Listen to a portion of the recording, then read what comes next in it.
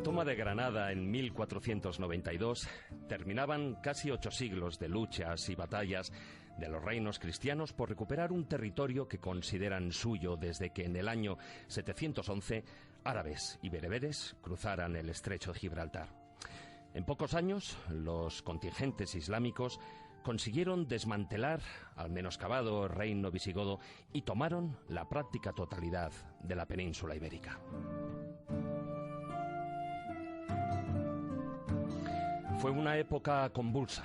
El avance de los diferentes reinos cristianos que se crearon en la península fue lento y discontinuo, salpicado de constantes conflictos internos, estabilización de fronteras, repoblaciones, cambiantes pactos entre reinos e innumerables negociaciones y acuerdos diplomáticos.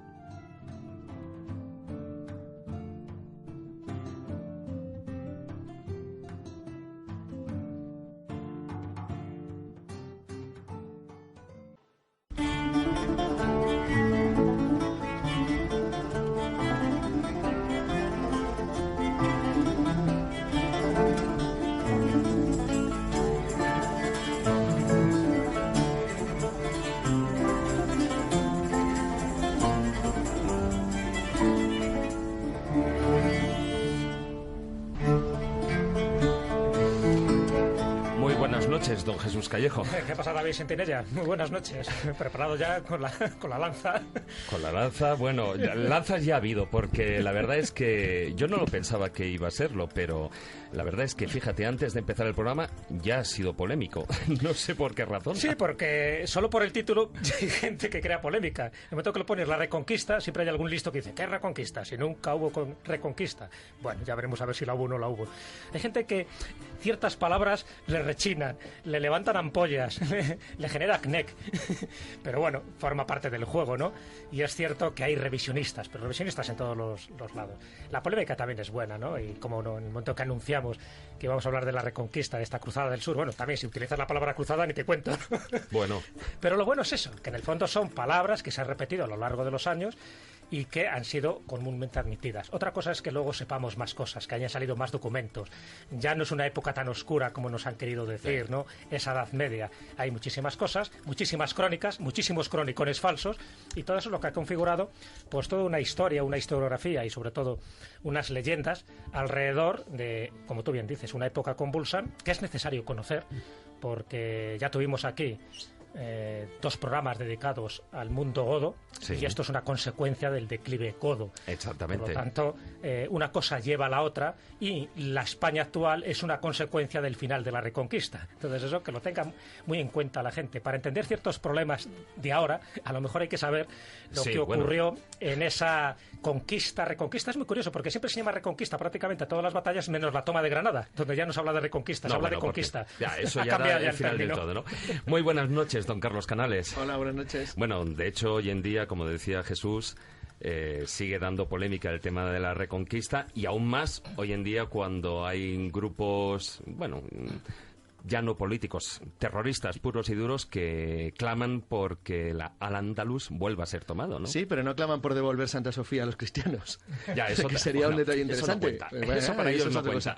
No, realmente me estaba recordando lo que decía Jesús a las escenas de la vida de Brian, cuando no pueden pronunciar la palabra Yahvé, les pega una pedrada. Pues lo mismo, es decir, hay palabras que no puedes usarlas porque cobras, seguro. El revisionismo, es verdad, el revisionismo tiene un punto interesante siempre, es que te hace pensar y volver a tener que refrendar lo que tú estás sosteniendo, y con las 2 invitadas que tenemos quedará bastante claro, creo, pero el problema que tienen es que la realidad es muy tozuda. Entonces, si la arqueología y la literatura y la escritura y las palabras, el derecho, luego tocaré la parte mía, fíjate que sé que si no, no la va a tocar nadie, que es especialmente interesante en el tema del revisionismo histórico sobre el papel visigodo en el siglo VIII y sobre la supuesta invasión árabe de España, porque hay algunos elementos que son realmente curiosos y llamativos, incluso algunos que se suelen olvidar. Bueno, iremos tocándolos uno a uno, por ejemplo, la antroponimia, que es un tema muy curioso. Parece mentira que lo único que tiene un nombre germánico todo extranjero aquí soy y yo. apellidos ya ni te cuento, ¿no? Es decir, pero ya ves qué curioso cómo eso cambia a partir del siglo VIII y luego cómo eso influye en la mentalidad de la gente y bueno, un montón de cuestiones que vamos a tocar, pero yo de verdad que estoy sorprendido porque hemos batido, por lo menos en mi muro de Facebook, récord absoluto antes de empezar un programa. Yo nunca he visto nada igual. Antes de empezar, o sea, bueno, después puede ser, pero antes de empezar, la verdad es que es curioso. Muy buenas noches, maestro Juan Ignacio Cuesta. Muy buenas noches. Está cayendo una cierta... Bueno, está cayendo la del pulpo. Bueno, chirimiri dirían por el norte, evidentemente, pero bueno, aquí ya... Somos como Punta yo ya me he acostumbrado a decir la del pulpo y ya está. Bueno, que también era necesario, ¿no? Ya veremos si luego hará más frío este fin de semana e incluso nieve por aquí, por la meseta central.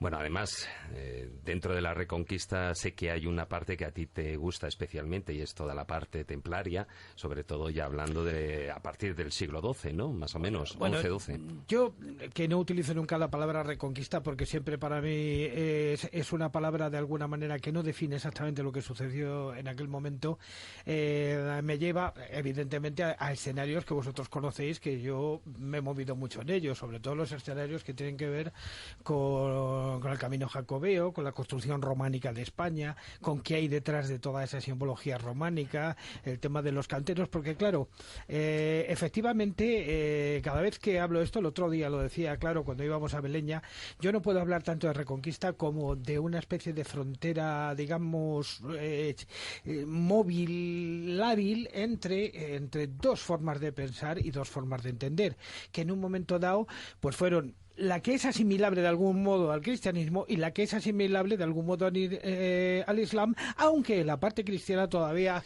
en esa zona, en esa parte de la Edad Media existían elementos paganos evidentemente claros y en la parte, digamos, musulmana todavía elementos que no tenían nada que ver con lo musulmán, como por ejemplo los elementos que tenían que ver con el judaísmo o los elementos que tenían que ver con el sufismo, que tampoco es el islam exactamente.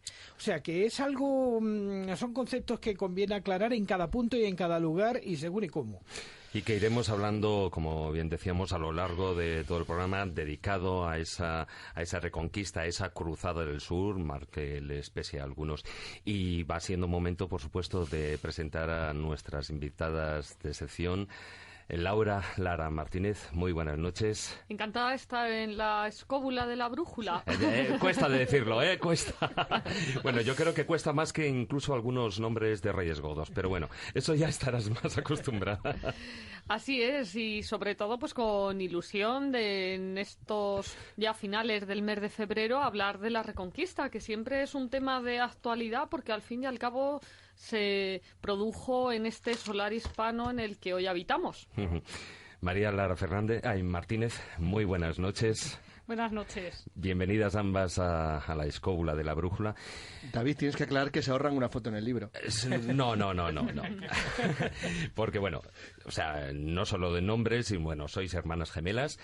Y además, bueno, pues yo diría que eso ha sido un signo a lo largo de toda vuestra carrera hasta el día de hoy, porque sois licenciadas en Historia, con premio extraordinario, ambas además con esa misma trayectoria en paralelo que habéis seguido a lo largo de toda vuestra vida, las mismas notas en selectividad, las mismas matrículas de honor en la carrera, 38 de 41.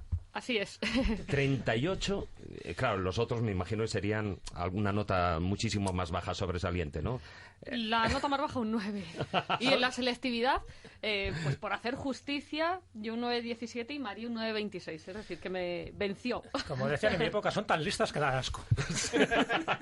Bueno, pues además sois licenciadas en Historia, como decía, con premio extraordinario, doctoras en Filosofía y escritoras. Actualmente, bueno, pues trabajáis como profesoras de Ciencia Histórica y Antropología en la Universidad a Distancia de Madrid, en la UNED, ¿no? Donde, bueno, María, tú eres directora del Departamento de Historia y Humanidades. Sí, de la UDIMA. De la UDIMA. Y Laura, tú eres profesora titular de Historia Contemporánea. Así es. Ahí sí que ya habéis hecho esa pequeña división. Pero bueno, además contáis con una amplia trayectoria como escritoras. Yo no sé cómo os ha dado tanto tiempo a hacer todo eso. Y fruto, bueno, pues el último prácticamente es ambas sois coganadoras de la 13ª edición del Premio Algaba de Biografía, autobiografía, memorias e investigaciones históricas por el ensayo Ignacio y la compañía, ¿no? Sí, bueno, del castillo a la misión, todo es un trayecto que hacéis durante esos 5 siglos de historia de la Compañía de Jesús, ¿no? Esa orden religiosa que además, bueno, pues fundada por Ignacio de Loyola ahí en el Renacimiento, y que es una de las organizaciones más importantes de la Iglesia. En todos los planos, en todas las esferas, desde el punto de vista educativo, cultural, científico, pero también religioso. Desde que se funda la compañía en 1540 hasta nuestros días, no ha dejado nunca de ser noticia, porque aparte de su encomiable labor en todos los planos que he citado anteriormente, es que los poderes políticos los temían. Los reyes consideraban a los jesuitas, sobre todo en el 18, sus enemigos. Y aquí en Madrid, Carlos III, quien es casi idolatrado como el mejor alcalde de la Villa y Corte, pues fue el responsable de la expulsión de los jesuitas de España, de las Españas, también de América, y otros tantos reyes de otros países, Luis XV en Francia o Portugal también en la época del Marqués de Pombal, fueron pioneros incluso antes que España en la expulsión. Después es un papa, Clemente XIV, quien en 1773 los expulsa de todo el orbe, y qué casualidad que son 2 países no católicos, Prusia de Federico II y la Rusia de Catalina la Grande, los 2 únicos lugares donde se les da cobijo. Es una orden que en el siglo XVI había llegado incluso a Transilvania. Pero por fastidiar, ¿eh? Uno por ser luterano y la otra por ser ortodoxa. Claro. Pero Voltaire en el 18 dijo también que si de algo no se podía acusar a los jesuitas era de que no supieran educar. Es decir, que hasta sus detractores, desde el punto de vista más deísta o racionalista, también valoraban la labor de los jesuitas. Hoy en día son unos 17.000 los jesuitas que hay en el mundo, pero en la época del Concilio Vaticano II llegó a haber hasta 36.000. En España también fue importante la labor de esos curas obreros que en el mundo americano, con la teología de la liberación, también hacían que algunos sectores más conservadores dentro del catolicismo se rasgaran las vestiduras. Hombre, lo que está claro es que los jesuitas estuvieron como muy por delante, ¿no?, de muchas de las reformas, incluso de los descubrimientos que se hicieron en aquella época.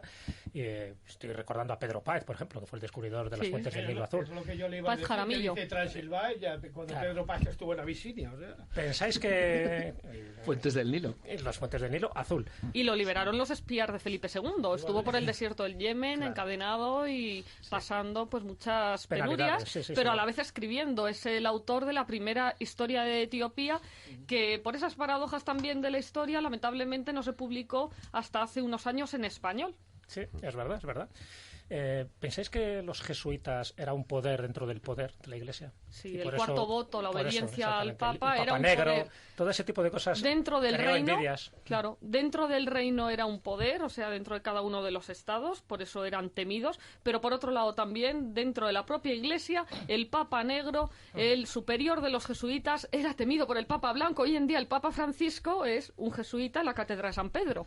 Laura, ¿y qué opinas tú de esto, de que posiblemente en esa especie de, ¿cómo diría yo?, de maldición obrera de los jesuitas, por decirlo de alguna manera, haya influido el hecho de que ellos tuvieran su regla muy equiparable a la del Temple? Pues esa faceta mistérica, ese ámbito también vinculado con la magia, ha estado siempre presente en el mundo de los jesuitas. No en vano, ellos fueron científicos también, o sea... Y es que no olvidemos que uno de los grandes jesuitas es Athanasius Kircher. Bueno, y la organización está jerárquica, súper estructurada también, que es una cosa... Ignacio de Loyola viene de la vida militar. Claro. Él es un soldado. Sí. Es alguien que defiende con tanto ímpetu Pamplona que cae herido. Aunque era un soldado raso, era el que arengaba a los compañeros, y por eso lo trasladan incluso los franceses, los rivales, hasta su casa fuerte de Loyola. Templarios y jesuitas comparten ese cuarto voto de obediencia al Papa, que lo situaba en una proximidad incómoda para otras congregaciones, y de ahí también la envidia, y de ahí que los templarios, bueno, como los oyentes saben, fueron arrinconados precisamente por su propia grandeza. Una gran tristeza, pero que en el mundo actual, donde a veces el relativismo o la hipocresía se llevan la partida, pues también ocasiona que se arrincone a elementos precisamente por por hablar fuerte y claro y responder a unos principios que han hecho grandes antes a los poderes políticos. Ahora que hablamos tanto de la globalización, pues bueno, los jesuitas fueron globalizadores. Ellos recorrieron el globo, todo el universo de la Tierra. Todas las misiones jesuíticas, ¿no?, que había en Sudamérica. Y como decía María, el relativismo, bueno, pues una de mis teorías filosóficas, pero presentes en este siglo XXI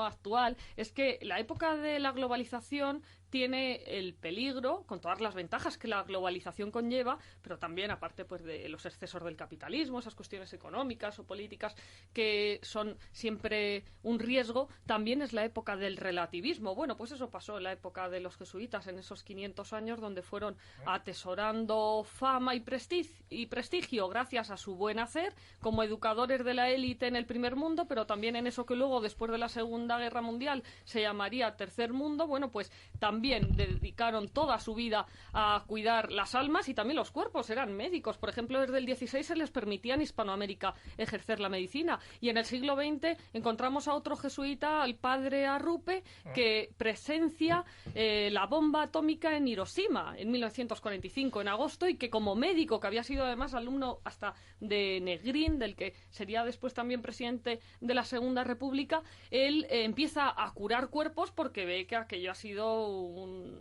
acontecimiento dantesco. Para vosotras, ¿quiénes han sido los grandes enemigos que han tenido, bueno, la compañía de Ignacio, bueno, pues dentro del ámbito de la Iglesia?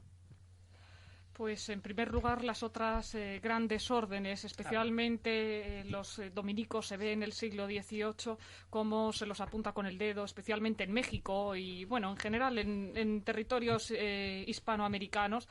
Y surge un concepto que en otro momento además podemos ampliar, que es el de las profecías en torno al retorno de los jesuitas. Precisamente es en torno a los años 60 del siglo XVIII cuando salta la liebre de que van a ser expulsados y de que después van a volver en un convento de monjas de Murcia. También en Hispanoamérica rebrota un terebinto, en fin, hay niños con discapacidades a la hora de comunicarse que prodigiosamente le comentan a sus padres humildes que han tenido sueños donde se les ha aparecido un padrecito que les ha dicho que los sacerdotes de la orden van a irse pero van a volver, y se desarrolla todo un movimiento inquisitorial tanto en España como en América para frenar a esos falsos o auténticos profetas. Eso quiere decir que la Iglesia temporal como estructura ve que los jesuitas, al fin y al cabo, no dejan de ser elementos que por la autoridad que han ido acumulando pueden resultar subversivos. Pero sobre todo un papel fundamental que yo quiero que se reconozca, que es el que tienen en el siglo XX los famosos jesuitas que en América se tuvieron que enfrentar ya no a las órdenes religiosas, sino a los escuadrones de la muerte, por ejemplo Ignacio Yacuría. Sí. Es curioso también que los que les persiguen precisamente sean los dominicos, que son los inspiradores de la Inquisición. Es que han tenido enemigos por todos los frentes. Lenin decía que si contara con un puñado de hombres como los que tuvo Ignacio de Loyola, el comunismo arrasaría el mundo. Pero claro, es que se partía de unos principios totalmente contrarios, porque la escuela de Ignacio de Loyola había sido otro. Había sido precisamente la cueva de Manresa, donde había ideado los ejercicios espirituales. Ahí es donde tiene la epifanía.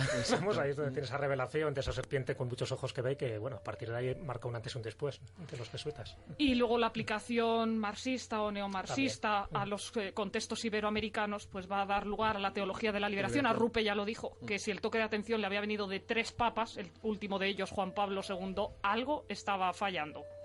Bueno, este ha sido el premio Algaba 2015. ¿Qué trabajo conjunto tenéis pensado más antes de entrar en materia ya directamente con la Reconquista?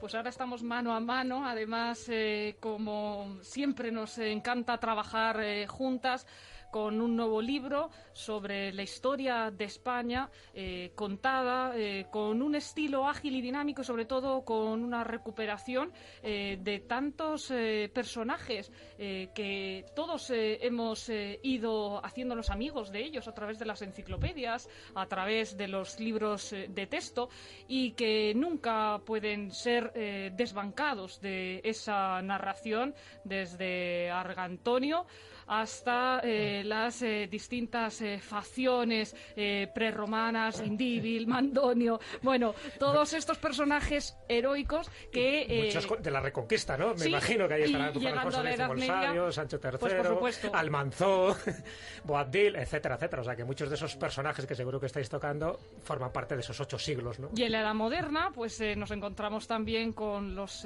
Trastámara en sus epílogos, y bueno, los Habsburgo y tantos sujetos que se van a acercar también desde las armas a las manifestaciones culturales.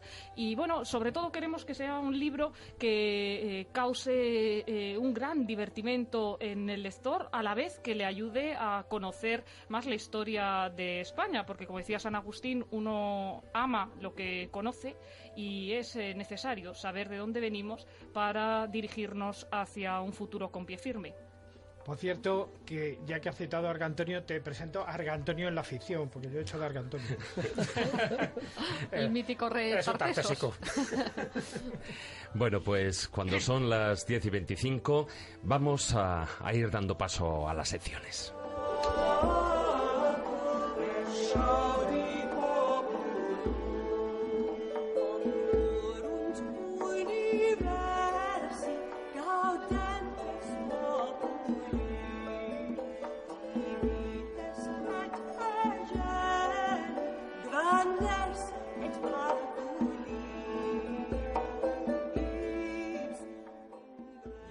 Historia, leyendas, misterio, lugares mágicos.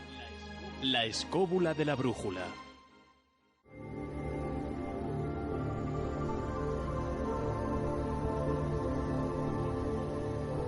El zurrón del caminante.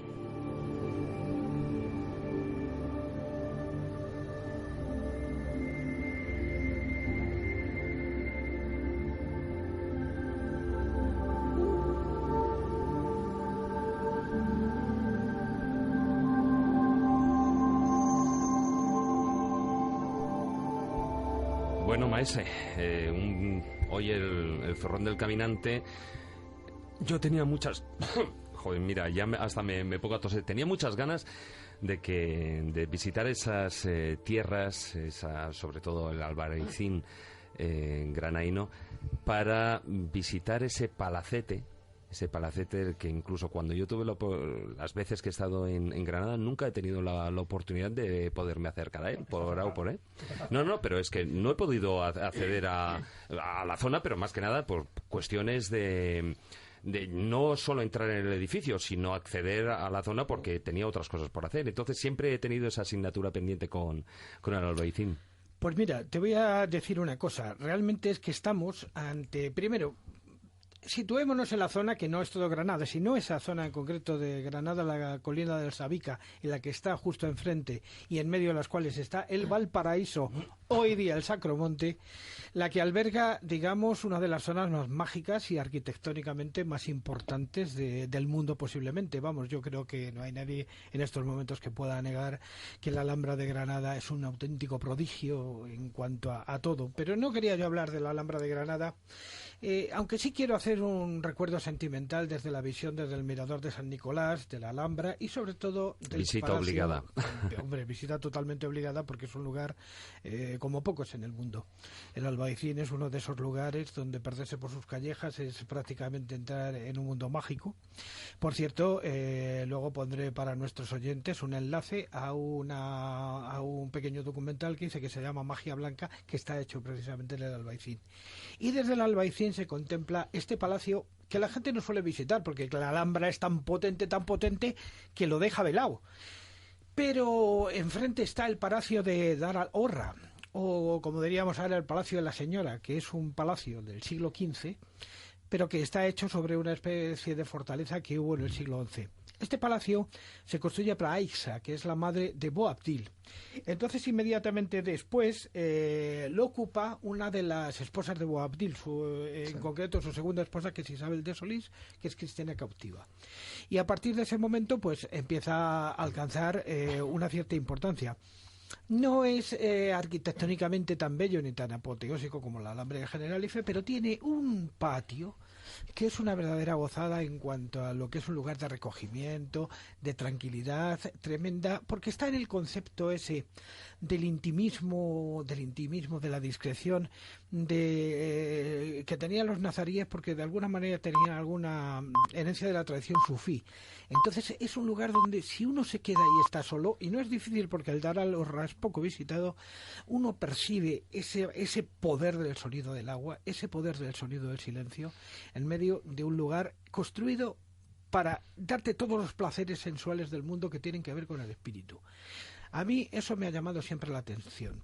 Me ha llamado muchísimo la atención porque estar allí y quedarse en silencio es como entrar de alguna manera en una especie de máquina del tiempo. Es una cosa muy curiosa, muy especial, y que desde luego nos lleva a una parte importantísima de nuestra historia, que tiene que ver con la última ocupación del Reino de Granada, que luego no terminaría, digamos, en el tiempo con la toma de Granada por los Reyes Católicos, sino que se prolongaría en las Alpujarras con el problema de Fernando Valor, de los moriscos, a Benumeya, en fin, todo esto durante muchísimo tiempo, hasta tiempos del Duque de Lerma, que fue ya el que termina con toda esta historia, pero que la herencia, digamos, arquitectónica y toponímica de nuestra península ibérica es un centro absoluto de atención, es un lugar único en el mundo que todo el mundo quería tener. Es curioso, estuve en noviembre porque como participé en las conferencias sobre el ciclo del Gran Capitán, y la verdad es que no deja de ser curioso que me acercara precisamente aquí, y me llamó la atención dos cosas. Bueno, a mí los edificios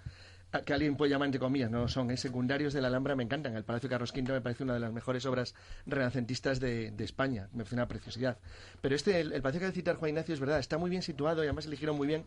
E incluso la ambientación escénica, porque es un escenario, está construido como si fuera un escenario, claro, dentro de una fortificación que al fin y al cabo era militar, pero es muy curioso porque probablemente en el edificio original del siglo XI, que estaba pegado a la muralla original que rodeaba la fortaleza de Granada, tenía que tener una función completamente distinta, a lo cual a alguien se le ocurrió, como es una zona llena de agua y de verdor, que es una zona realmente sorprendente, que lo buscaron muy bien, dicen, bueno, vamos a buscar un lugar aquí tranquilito, que no moleste, donde se pueda hacer algo chulo, y realmente con un cierto, además, estilo hasta renacentista europeo. Tiene un punto ahí también muy curioso, un toque ahí que a mí me llama mucho la atención. Pues sí, Jesús. También, porque... Sí, antes de que convirtamos esto en otro escenario. Sí, exactamente. Ya le veo aquí a Maese con la guitarra. Ahora se funda la guitarra ya. Pero no, un dato importante, creo, porque ahora que vamos a entrar de lleno en la Reconquista, lo que ocurre en este Palacio Nazarí, justo ya cuando pocos años antes de la toma de Granada, es que ese triángulo amoroso que está con Muley y Jacén, que por cierto es el que da nombre al Pico Mulhacén, el pico más alto de la península ibérica, ¿no? El segundo más alto de España. Con lo que pasa con la sultana Aisha y con lo que pasa con su otra querida Isabel de Solís, que era realmente la mujer de Muley Hacén, no de Boabdil, ese triángulo es lo que hace que se empobrezca, se debilite el reino nazarí, y esas disensiones internas, que ya sabéis que luego hay disputas entre ellos, posiblemente facilita el que se tome Granada en 1492 y que Boabdil esté mucho más debilitado precisamente por las guerras intestinas. Sí. Ese triángulo amoroso yo creo que es... Luego además habrá que tocar el tema de por qué no se conquistó Granada antes, porque claro, tiene una historia muy curiosa el por qué no que hay antes. Se me ha escapado ese dato, por decirlo tan deprisa. No pasa nada. No, de todas no formas, te lo perdonaremos nunca, pero en fin. No, ya le quitamos un punto en la tabla, pero mañana bueno, no comes. Pero le vamos a dar otro por la clara satisfacción de volver aquí en el estudio con la guitarra. Bueno, vamos a algo que tiene que ver.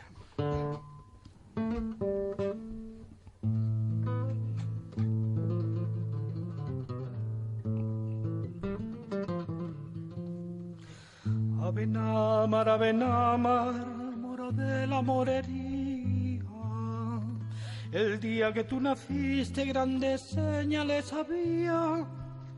Estaba la mar en calma, la luna estaba crecida. Moro que en tal signo nace, no debe decir mentira.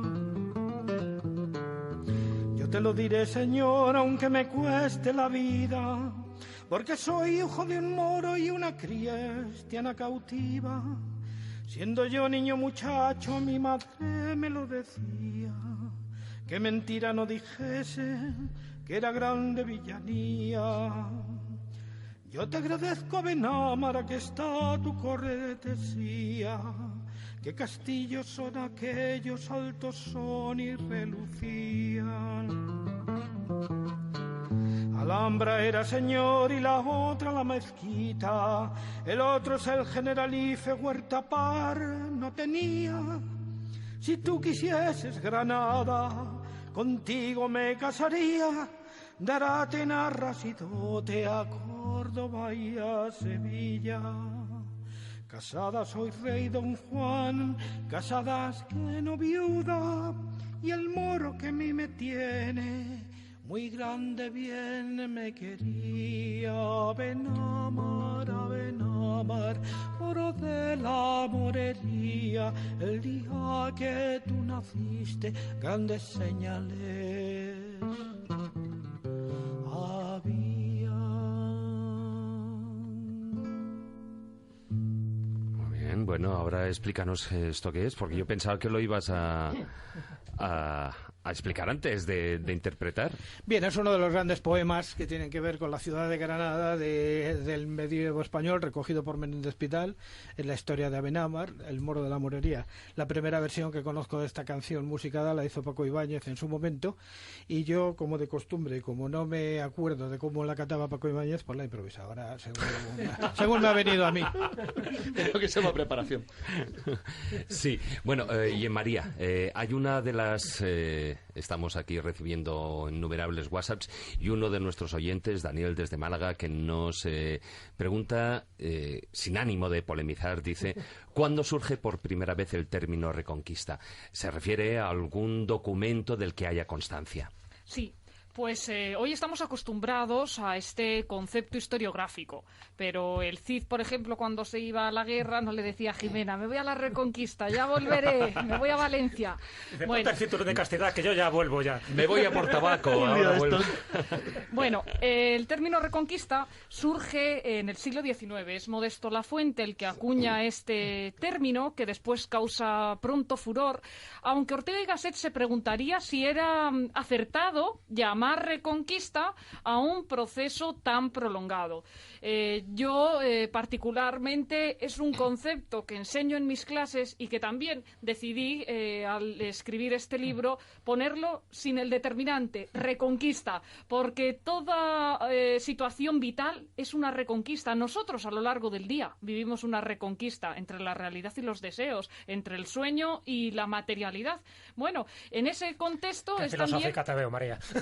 Desde ese punto de vista, pues filosóficamente vivimos en una reconquista y eso nos lleva a acercarnos al medievo con pasión. Es algo que Laura y yo siempre hacemos en nuestros libros.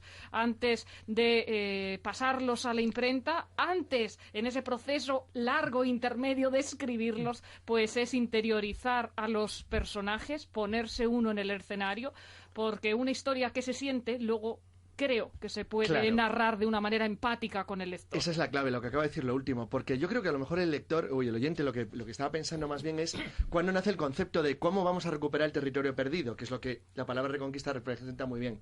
Y efectivamente es una construcción intelectual, que probablemente nace a lo largo del siglo IX y X en Asturias, cuando el entorno que rodea a los monarcas asturianos llega a la conclusión de que una manera de justificar lo que están haciendo es intentar reconstruir un reino godo perdido. Entonces, al fin y al cabo, había habido un reino anterior que ellos, que sabían que había ocupado la península ibérica, y decir, bueno, ¿y por qué no volvemos a reconstruir, como dicen claramente las crónicas, el viejo reino de Toledo según el orden gótico? Bueno, pues ya estás, ahí estás ya creando la idea intelectual de que tú quieres reconquistar el territorio hasta Gibraltar, para que quede bien claro. Y no dejan lugar a dudas, es decir, de una manera u otra, lo que es cierto es que todos los reinos cristianos se ponen a ello de manera intensa a lo largo de los siglos siguientes. Es verdad que luego lo tocaremos, que en realidad la reconquista fue un proceso que tuvo partes muy variadas y fue también, como decía muy bien Juan Ignacio, un enfrentamiento de gentes de frontera que vivían a caballo, pues como en el oeste, en una frontera más o menos móvil que se desplazaba y movía. Donde además el problema era la repoblación. Claro, y como contamos perfectamente, por ejemplo, en la última viaje de la escóbula en Guadalajara, siempre había un pastor delante. Era un tema también de movimiento económico, de movimiento de pastoril, de ganado, de utilización de la tierra, del territorio. Y luego veremos, bueno, cuando hablemos luego en el Filandón, que obviamente no es lo mismo el concepto que se podía tener en el siglo X-XI que el que se tenía el XIV o el XV. Son muchos periodos, un periodo claro, muy es amplio. Que 8 siglos son muchos, pero vamos a dejarlo esto para el Filandón, porque ahora además nos vamos a hacer ese viaje en el tiempo que siempre solemos hacer con nuestro colaborador, para hablarnos de un gran luchador.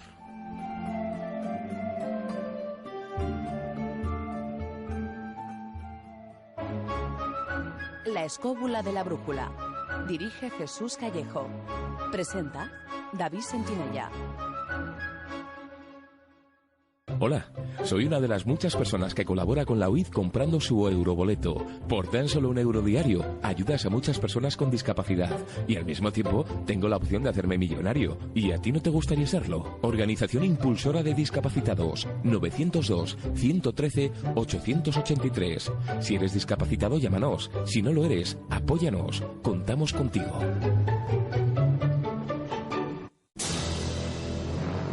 El crononauta.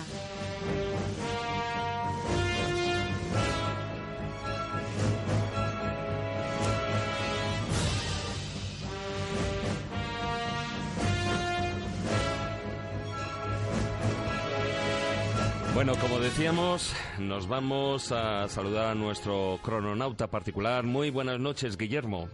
Buenas noches, David y compañía, ¿cómo estáis? Muy bien, don Guillermo Díaz. Perdón, una cosa. Hoy hay que saludar específicamente al único de todo el programa que nació en Melilla, ni más ni menos. Efectivamente, exacto. Ya... Bueno, lo que sí que es curioso es que para conocer al personaje que hoy nos traes, veo que en esta ocasión has viajado en el tiempo, pero no en el espacio, porque permaneces en lo que hoy en día son tierras malagueñas. Sí, más o menos me quedo a 150 kilómetros a la redonda, porque es el campo de acción del personaje que traigo hoy. Que claro, estáis de un purista, no sé si decir que es la repanocha o la panocha solo, porque claro... Bueno, habría que saludarte, Guillermo, yo creo que esta vez con toda propiedad, como un Ave María, ¿no? Exacto. Luego ya nos contarás por qué he dicho eso. Sí, no, ya veréis. He estado buscando, bueno, vamos a hablar de Hernán Pérez del Pulgar, que he estado buscando algún personaje que se le parezca en la historia. Entonces, porque Rambo es un tío que hace punto de cruz al lado de este. Bueno, García de Paredes, no te creas, no le iba a la zaga. Pero García de Paredes es un poco posterior, ¿verdad? Además tiene calle en Madrid, entonces eso... Claro. Sí. No, pero es que lo de Hernán Pérez de Pulgar, entonces he estado buscando, y así con una investigación seria... Era bastante bruto, ¿eh? Claro, es que he encontrado a su alter ego, Obélix. Bueno, no será para tanto, ¿no? ¿También, Obélix, joder, ¿También cayó en una marmita o cómo es eso? No, tenía la misma reacción cuando veía a los moros que cuando Obélix veía a los romanos. ¡Todos para mí, dejádmelos a mí! O sea, lo de Pérez del Pulgar es espectacular. Bueno, voy al grano que si no luego David me mata. Sí. A ver, decir que es natural de Ciudad Real, pero casi todos nació en 1451 en Ciudad Real, pero casi todos los acontecimientos que voy a contar se producen en el entorno de Málaga, Granada, entre estas dos provincias. Hernán Pérez del Pulgar, no confundir con Hernando del Pulgar, que es un historiador contemporáneo y que además, como el Hernán Pérez del Pulgar que traigo hoy escribió las crónicas del Gran Capitán, la breve parte de las hazañas del excelente nombrado Gran Capitán, pues hay quien lo confunde con este historiador.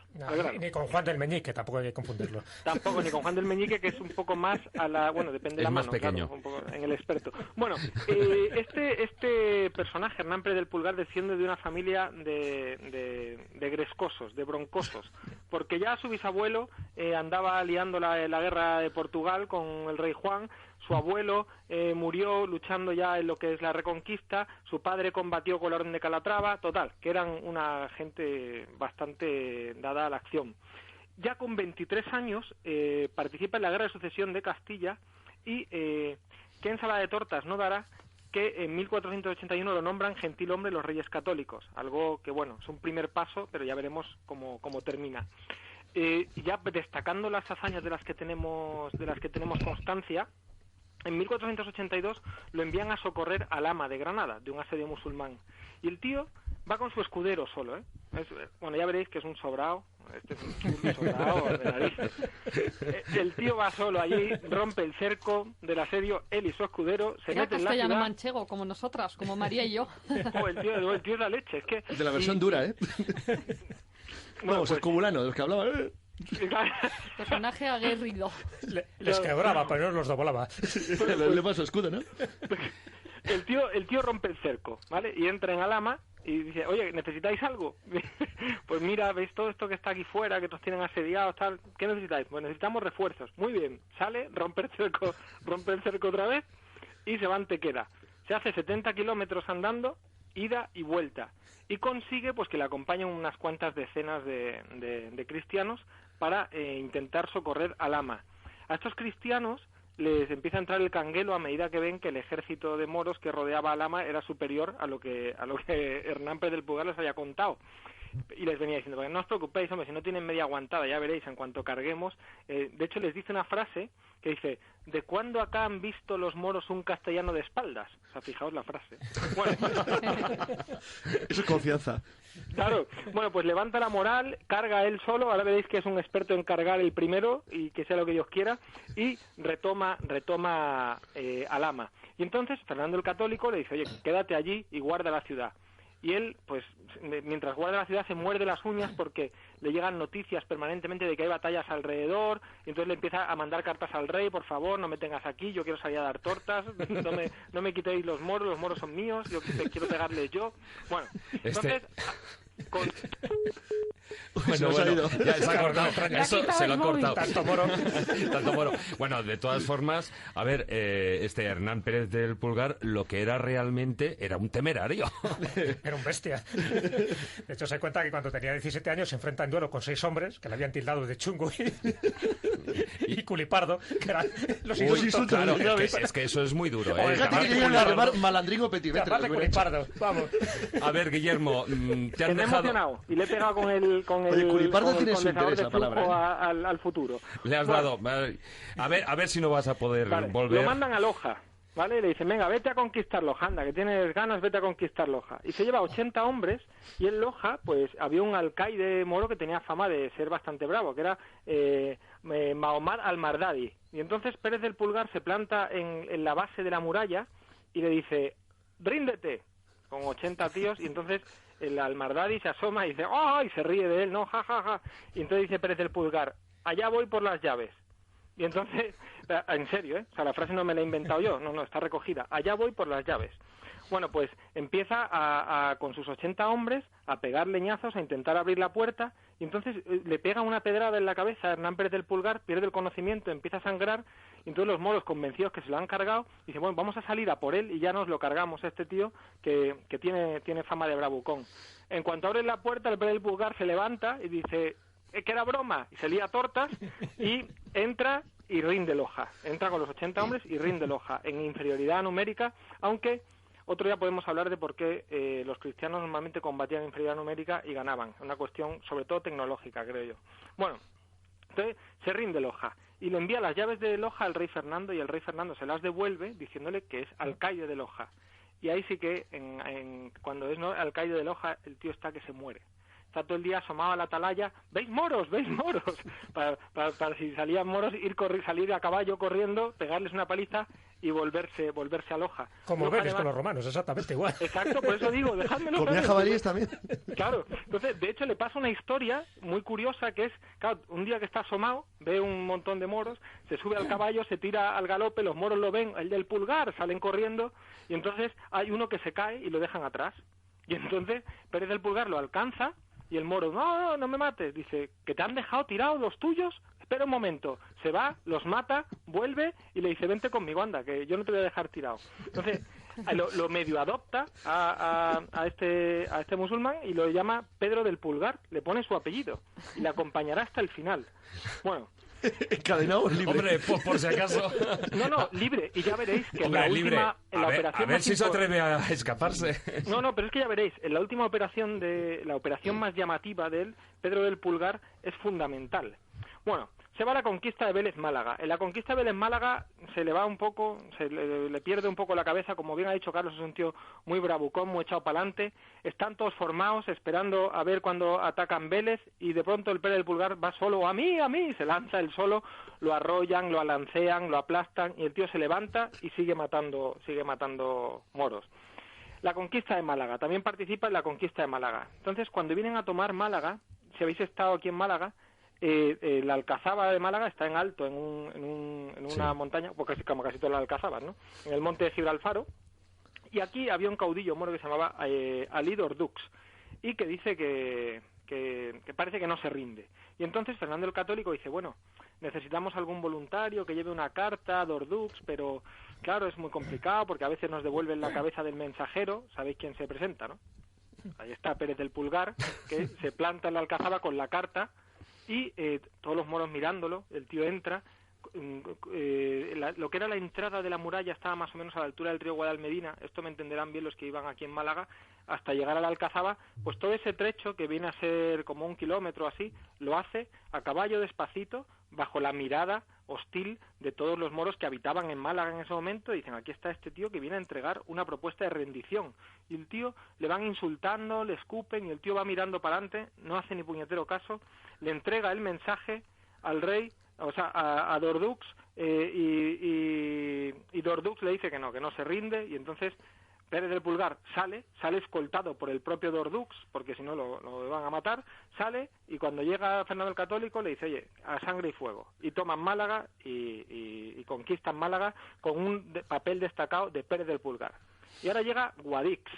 En Guadix hace una cosa que es una locura, que es que cuando hace una incursión a Guadix, que estaba dominada por un moro que se llamaba el Zagal, los cristianos lo llamaban el Zagal, era un tío bastante peligroso y que tenía unas tropas buenas, de alta calidad, pues se dedica Pérez del Pulgar a hacer incursiones con grupos de nobles castellanos. Y entonces, en una de estas incursiones es detectada por el Zagal, y entonces les lanza una andanada de moros con toda la nobleza de los islámicos que vienen, que van a la búsqueda de los nobles castellanos. Entonces los nobles castellanos dicen, oye, vámonos, que son un montón. Y entonces cuando empiezan a avanzar, ven que uno de ellos ha dado la vuelta y está cargando él solo contra todos los moros. Y os imagináis quién es, ¿no? Pérez del Pulgar. Entonces, Pérez del Pulgar, además, para provocar a los suyos, coge el pendón de Castilla y lo va tirando a las filas de los moros. ¡El pendón, que se lo llevan! ¡Luchemos por él! Y entonces lo va tirando, y los moros, como dicen, a mí no, que no me caiga a mí el pendón, porque viene como ramo de flores de las novias. Claro, vosotros imaginaroslo. ¿Qué pendón estaba hecho? Claro, pero imaginaros. Todos esquivándolo. Claro, mata 10 moros, y veo otros 15 moros más lejos y les tira el pendón. ¡Que se han llevado el pendón! Y los moros, ¡no, hombre, no! Bueno, entonces el Hernán Pérez del Pulgar se lía a tortas, y cuando vuelven a Fernando el Católico, bueno, han estado matando moros, han tenido bastantes bajas, y llegan a la altura de Fernando el Católico. Cuando llegan a ver al rey, están peor que los niños de los anuncios de detergente. Están, bueno, hechos un asco. Las armas rotas, las armaduras llenas de polvo, no pueden ni hablar. Y es más, describen la escena como que Pérez del Pulgar llega así andando lleno de sangre, de heridas, destrozado, y trae cautivos a un montón de nobles moros, y como no puede hablar, porque tiene la garganta totalmente comida del polvo y de los gritos y de decir, ahí va el pendón de Castilla, les hace un gesto así con la mano como diciendo, arrodillados delante del rey. Y ya el rey lo nombra caballero. Fernando el Católico dice, bueno, lo tuyo ya no es normal, y le concede un escudo de armas, que además, esto a Carlos le va a gustar, es un león de oro sobre un campo azul, y que tiene en su garra una lanza con una toca blanca y 11 castillos como orla, y son por los 11 alcaides moros que ha vencido en la batalla. De ahí le vendrá el apodo, ¿no? El alcaide de las hazañas. De las hazañas. Y de hecho, y se pone el siguiente lema, que es: tal debe el hombre ser como quiere parecer. Y ese va a ser el lema que le acompaña el resto de su vida. Estoy acabando. Entonces, David, que lo sé. Sí, porque yo ya te he puesto música. Entra en Salobreña ya, hombre, entra en Salobreña. Exacto. O clava ya en la puerta en Granada. Con eso. Me queda Salobreña y Granada. Salobreña es muy fácil, pero me gusta porque hace propaganda, guerra psicológica. En Salobreña hay un asedio, él está dentro de los asediados, y entonces Boabdil manda un emisario, y debajo de las murallas de Salobreña le dice: sabemos que no tenéis agua, rendíos. Y se asoma Hernán Pérez del Pulgar y dice, sí, este es el último cubo, y se lo tira por lo alto al moro. Dice, ras, le echa el agua y eso dice, es chulería, eso es chulería. Esa es buenísima, es una vacilada, y le dice, y espera que bajo. Que te tiro el pendón. Claro, abre la puerta y sale como los galos cuando salen de la aldea de Asterix, que están los romanos fuera, pues igual, wow, en tromba, a tortas. Y rompen el asedio. Y por último, la gran hazaña, el mejor momento, el momento que más me gusta es una verdadera operación de comandos en Granada, que es en 1490, decide que le va a prender fuego a la mezquita.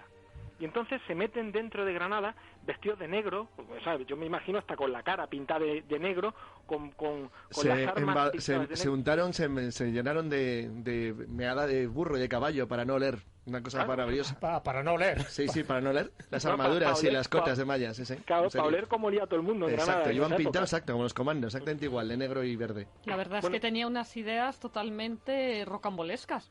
Pues ya veréis, era un tío ingenioso. Pero lo gracioso es que no muere nunca. Hombre, sí, termina muriendo. Bueno, se reencarnó como Chuck Norris, pero es otra historia. Era buen cristiano. No, pero ya veréis. Entonces se va para la mezquita, y como la mezquita no arde, dice, joder, no arde esto, se cabrea, y entonces dice, bueno, una vacilada de las mías, de estas, que sepan que he estado aquí, y clava un cartel en la puerta de la mezquita, y con una imagen de la Virgen, y el siguiente texto, que dice: sed testigos de la toma de posesión que realizo en nombre de los reyes y del compromiso que contraigo de venir a rescatar a la Virgen María, a quien dejo prisionera entre infieles. Viene a ser así como, Hernando estuvo aquí, os vais a cagar, ¿no? Pues entonces, y mientras salen, porque todo esto dejan el cartel, se van arrastrándose con cuidado, le meten fuego a la alcaldería, que es donde vivía el edificio de gobierno, le meten fuego, matan unos cuantos guardas y se largan. Vosotros imaginaos la cara de los moros cuando se levantan al día siguiente y se encuentran semejante follón. La alcacería quemada, el cartel puesto, total, un verdadero héroe. Yo no he encontrado un guerrero igual en la... Pero niño. En la Reconquista. Pero niño. Ya verás, lee. Pero niño. El mejor corsario de la historia de España. Una cosa y encima al final vive hasta los 80 años. Pues digo, muere con 80, muere de viejo. Claro. Y tiene una particularidad. Primero, al final con 73 años, se va a combatir a los franceses en los Pirineos, Supongo que con el bastón. Venid para acá, venid. Bueno, entonces, y el 11 de agosto de 1531 muere. Y sabéis que es el único caso en que una persona ajena a la familia real es enterrada con los reyes. Hernán Pérez del Pulgar está enterrado junto a los reyes católicos en la Catedral de Granada. O sea, que hablamos de un tío que hizo mucho. A ver quién se lo niega. Exacto, eso sí, Obélix. Este vuelve del se otro levanta lado. la tumba y ya le gusta. A Lope de Vega le dedicó una de sus comedias, ¿no? El cerco de Santa Fe. Bueno, tú sí que tienes que volver ya a nuestra época actual, ya Guillermo, porque ya has finalizado, deja el 1490 donde te has quedado y ya vuelve a nuestra época para tu próxima intervención aquí en La Escóbula. Sí, porque además, cada vez que me hacéis un viajecito de estos, aquí hay muchas moscas, se come fatal. Esto Corcho, vete a otra época que esté mejor.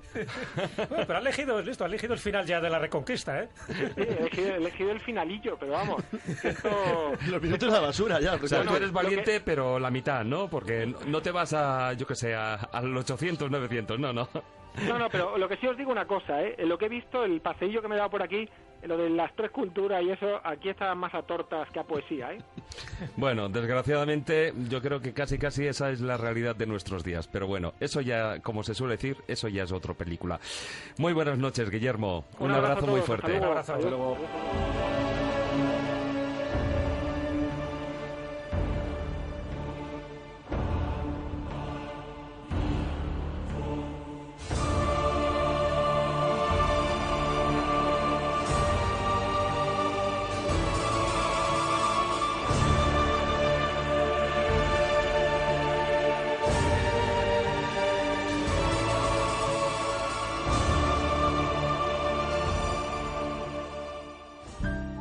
La Escóbula de la Brújula.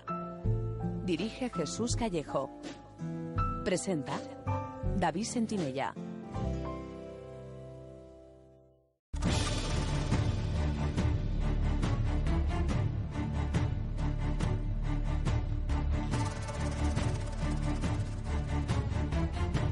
Comienza El Filandón.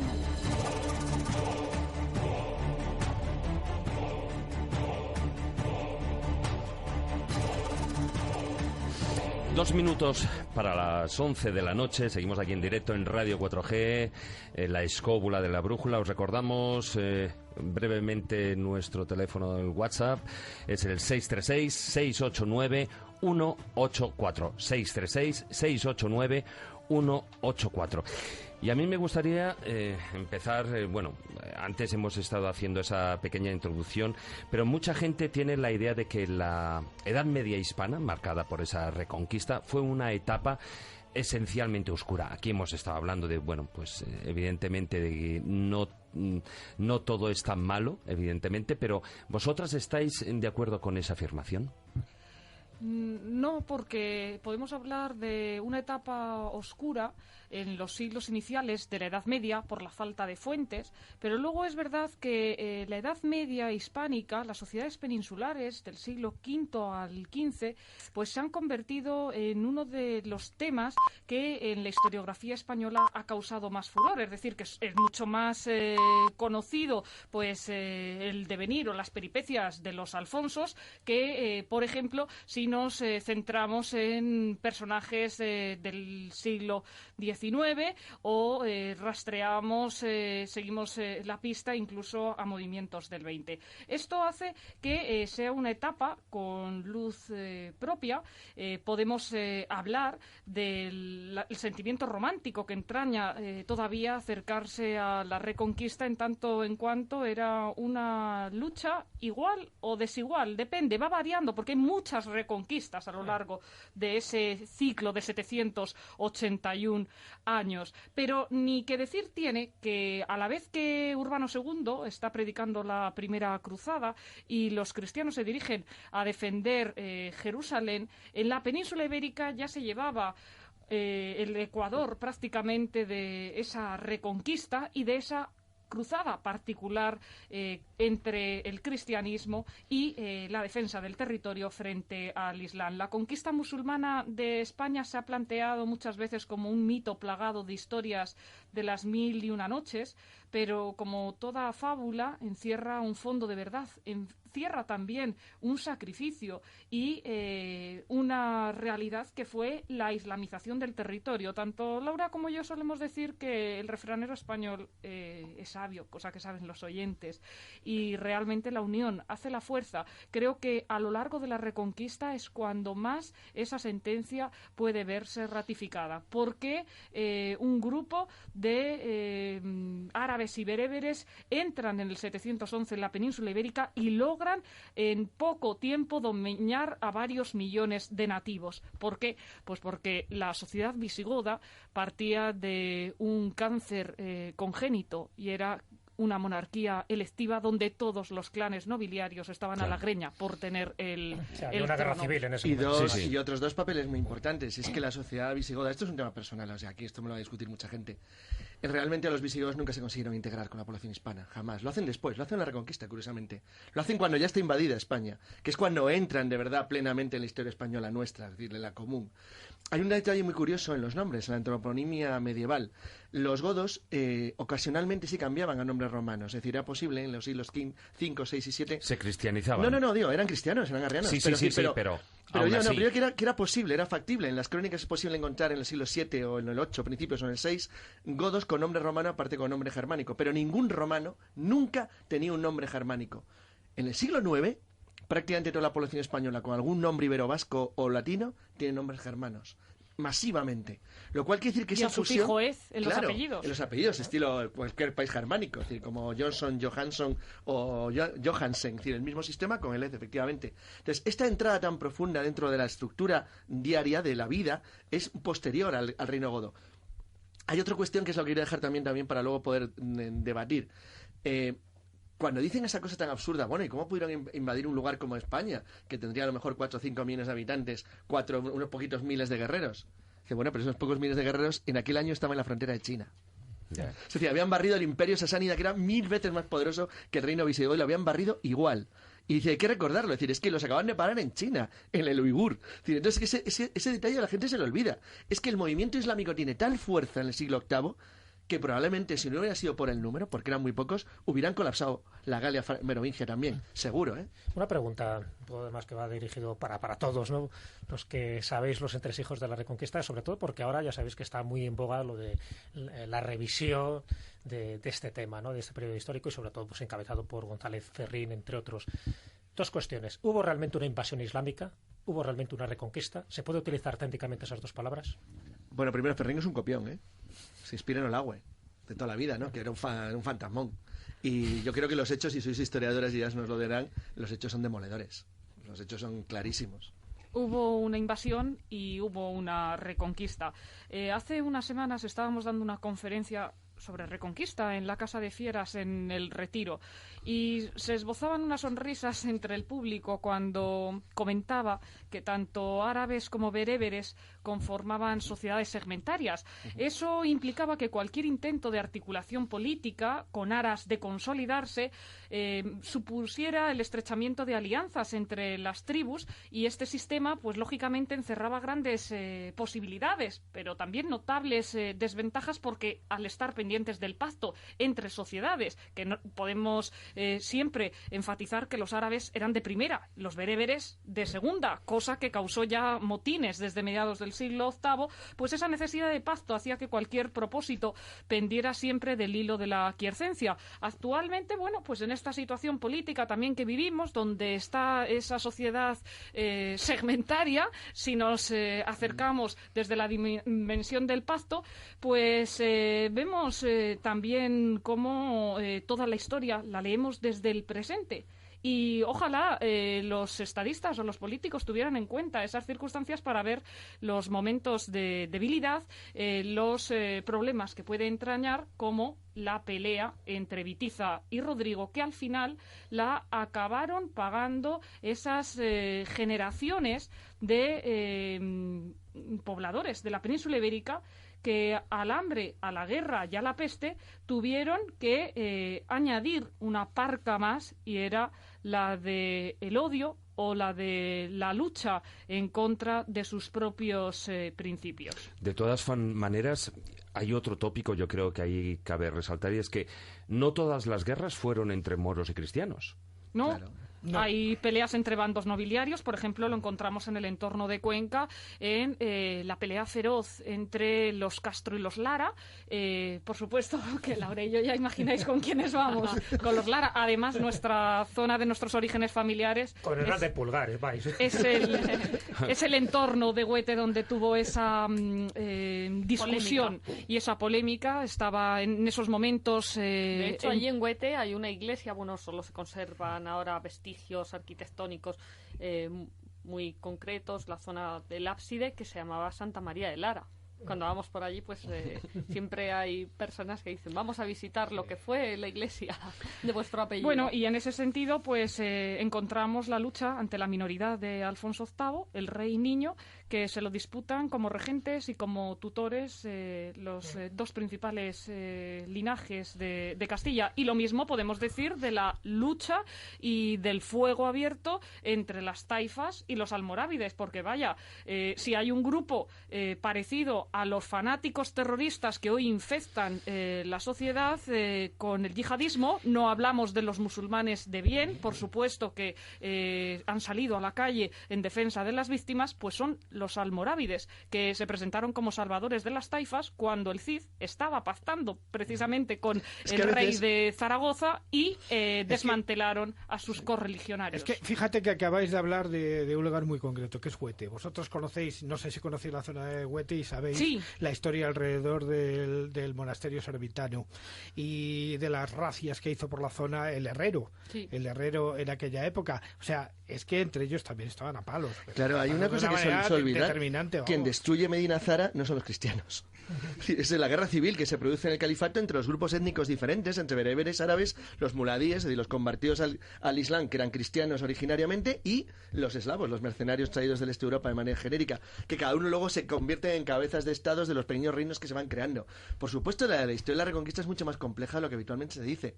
Pero bueno, un pequeño detallito sobre la persona que ha mencionado Jesús, por si algún oyente le pudiera interesar. Es decir, la teoría de González Ferrín y de Olagüe es que en realidad es una historia un poco rara y muy cogida, para mí cogida muy por los pelos. Sostiene que, bueno, como que originariamente los visigodos eran arrianos, los arrianos negaban la Trinidad, exactamente igual que le ocurre al Islam. Entonces, él sostiene que en realidad la invasión árabe no es una invasión, sino que una guerra civil producida entre arrianos frente a cristianos trinitarios, o sea, católicos, produce una debilidad y una descomposición del Estado que lentamente se va islamizando a lo largo de los siglos 9 y 10, con la inclusión o la intervención en la guerra civil de banderías o de grupos que vienen del norte de África, tanto de bereberes como de árabes.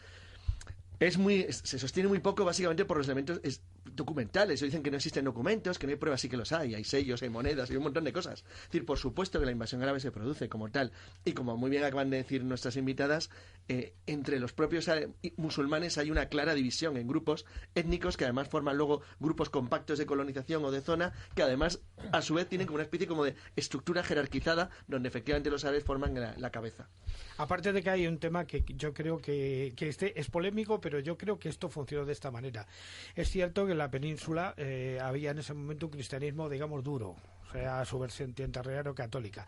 Y el Islam, este Islam del norte de África que venía trufado de sufismo, yo creo que fue bien más acogido mejor por la población que el cristianismo, que era excesivamente duro. Creo que en ese momento había una cierta tolerancia por parte de este islamismo, que tampoco era un islamismo consolidado, todavía no había aparecido tendencias como el wahabismo, y yo creo que estaba trufado de sufismo desde la época de los patriarcas de la Tebaida. O sea, de alguna forma es que el sufismo, al ser anterior al islamismo y es ser una serie de prácticas que en el fondo el propio Mahoma tuvo que realizar en su momento, creo que ya venía todo eso por ahí de alguna forma. Efectivamente, un Islam muy joven en construcción. Exacto, en construcción. Y el problema es que, claro, el divide y vencerás se hizo presente y latente en esos grupos islámicos que iban llegando a la península ibérica, igual que también entre el bando castellano.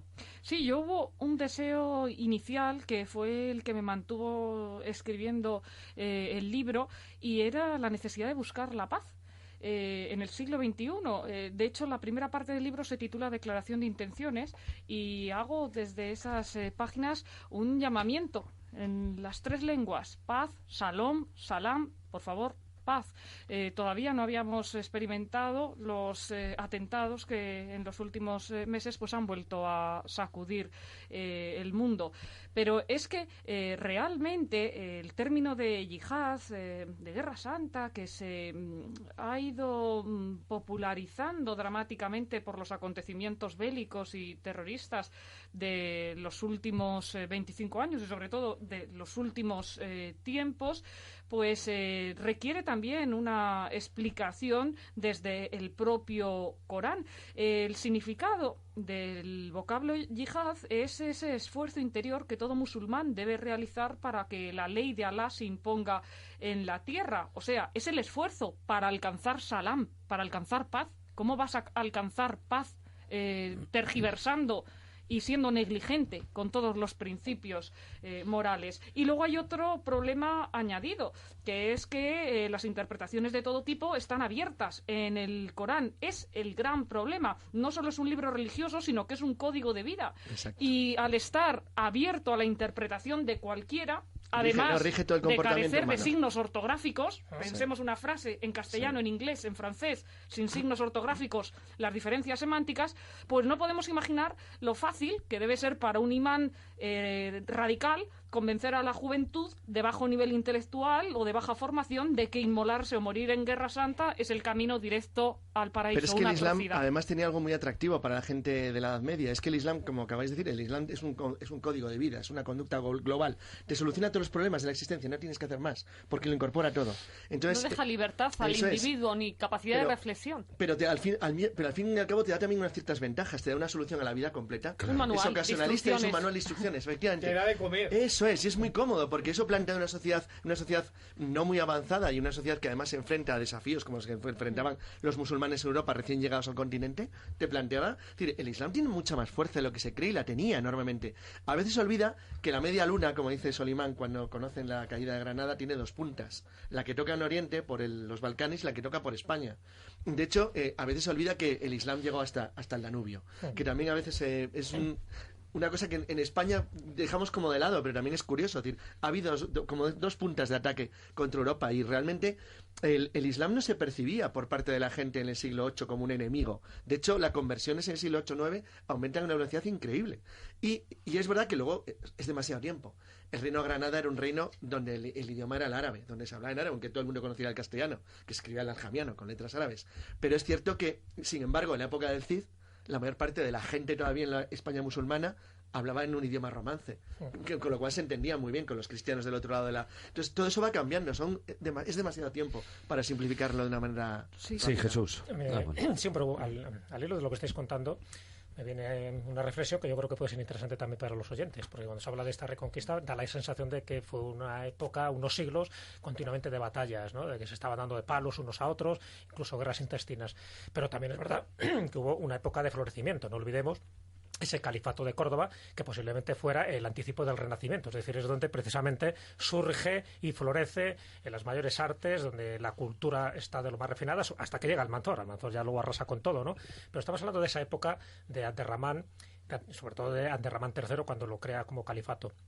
Y un dato que me parece interesante, aparte de lo que estamos diciendo, ¿no? De que incluso en esa época surgen dos peregrinaciones, una a Oriente, que es a la Meca, y la otra a Occidente, que es a Santiago. Justo cuando se produce oportunamente el hallazgo del sepulcro de Santiago, que luego si eso entraremos en detalle porque también hay una especie de reconquista espiritual. Y al mismo tiempo se van consolidando también las peregrinaciones a Tierra Santa cuando lo permiten las cruzadas. Claro, porque el otro punto era esa gran Jerusalén. guerra mundial que ya estaba también en marcha. Exacto. Entonces lo que quería preguntaros, porque ya digo, a mí me llamó la atención del libro de María cuando lo leí, y es, por ejemplo, las características que tenía tanto Abderramán I como Abderramán III. Es decir, son semitas, pero sin embargo las características son muy nórdicos. Es decir, era gente de tez blanca. Semita Abderramán III, que su madre era cristiana española. Vasca, ¿no? Era vascona. Es que siempre estamos con lo de los términos. O sea, es que los árabes ya no eran árabes, eran cordobeses.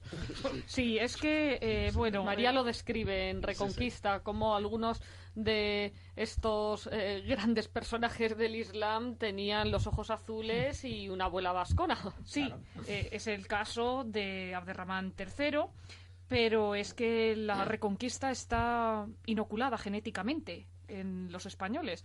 Es curioso cómo cuando nos acercamos al estudio de la España medieval, pues no se nos cuentan determinadas circunstancias.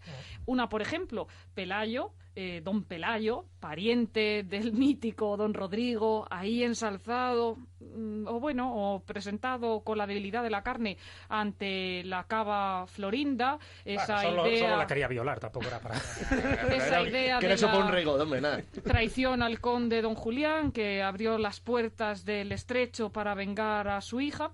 Bueno, pues en ese contexto encontramos la historia real de la reina Egilo, que era la viuda de don Rodrigo, que se casó con un gerifalte musulmán y que... Muza, ¿no? Sí, y que quién sabe si no empezó a través del lenguaje de las caricias su particular reconquista, cuando, trasladada de Toledo a Sevilla, le obligó a llevar una diadema en la intimidad, pero las diademas y las coronas, como todos sabemos, no están permitidas en el mundo islámico para los reyes ni para los sultanes, porque, igual que las representaciones gráficas, están reservadas a Dios. Y esas mujeres que compartían vida con Egilo se enteraron y pidieron lo mismo a sus maridos musulmanes. Así fue como en la puerta de la mezquita, cuando entraba a rezar, el hijo de Muza fue eliminado por sus compatriotas. También, cuando avanzamos y nos encontramos con Pelayo, al que antes refería, vemos cómo Munuza se encapricha de su hermana, Adosinda. Luego, en las películas a veces se ha presentado la vida en el harén como si los surtidores lograran quitar el auténtico drama que suponía para una de esas miles de mujeres formar parte del harén. También para los eunucos, hay que decirlo. Que, hombre, dolió un poco al principio, pero... que los mercadeaban como si fueran animales. Y Pelayo defiende hasta el final el honor de su hermana. Munuza trata de mandarlo en una cuerda de rehenes a Córdoba, y si había sido grande el esfuerzo que él desarrolla en Covadonga, cuando los musulmanes llaman a Pelayo y a sus tropas ismaelitas o asnos salvajes, no menos fue ese tú a tú con el rival en la defensa de la hermana. Por tanto, es la Reconquista un tiempo de paradojas y un tiempo de mestizajes forzosos o voluntarios, como el de Alfonso VI y la princesa Zaida, que en 1108 este monarca castellano-leonés vio perecer en la batalla de Uclés contra los almorávides a su único hijo varón, nacido de los amores de la princesa andalusí. Eso además que bueno, habría supuesto un cambio a lo largo de la historia, ¿no? Porque este infante tenía ambas sangres. Y eso es un tema que quiero tocar después.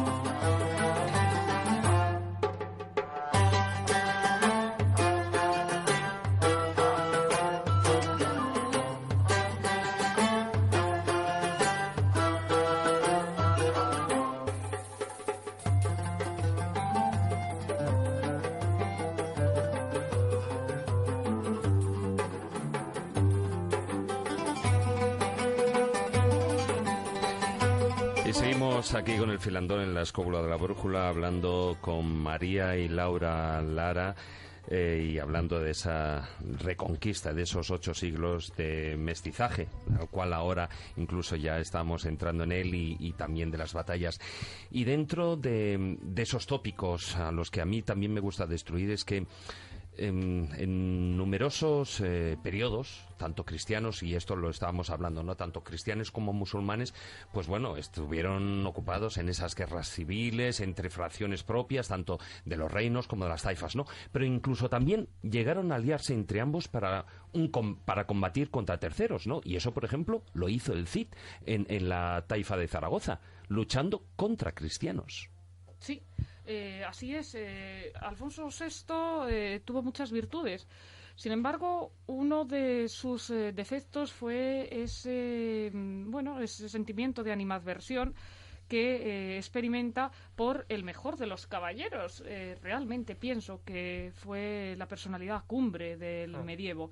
Y don Rodrigo Díaz de Vivar, que luego en el Cantar sería inmortalizado como el portavoz de ese clamor popular del hombre hecho a sí mismo, que tiene problemas con su señor natural, con Alfonso, que después inventa esa idea de la jura de Santa Gadea, que no sucedió, pero que casi parece que todos la hemos visto.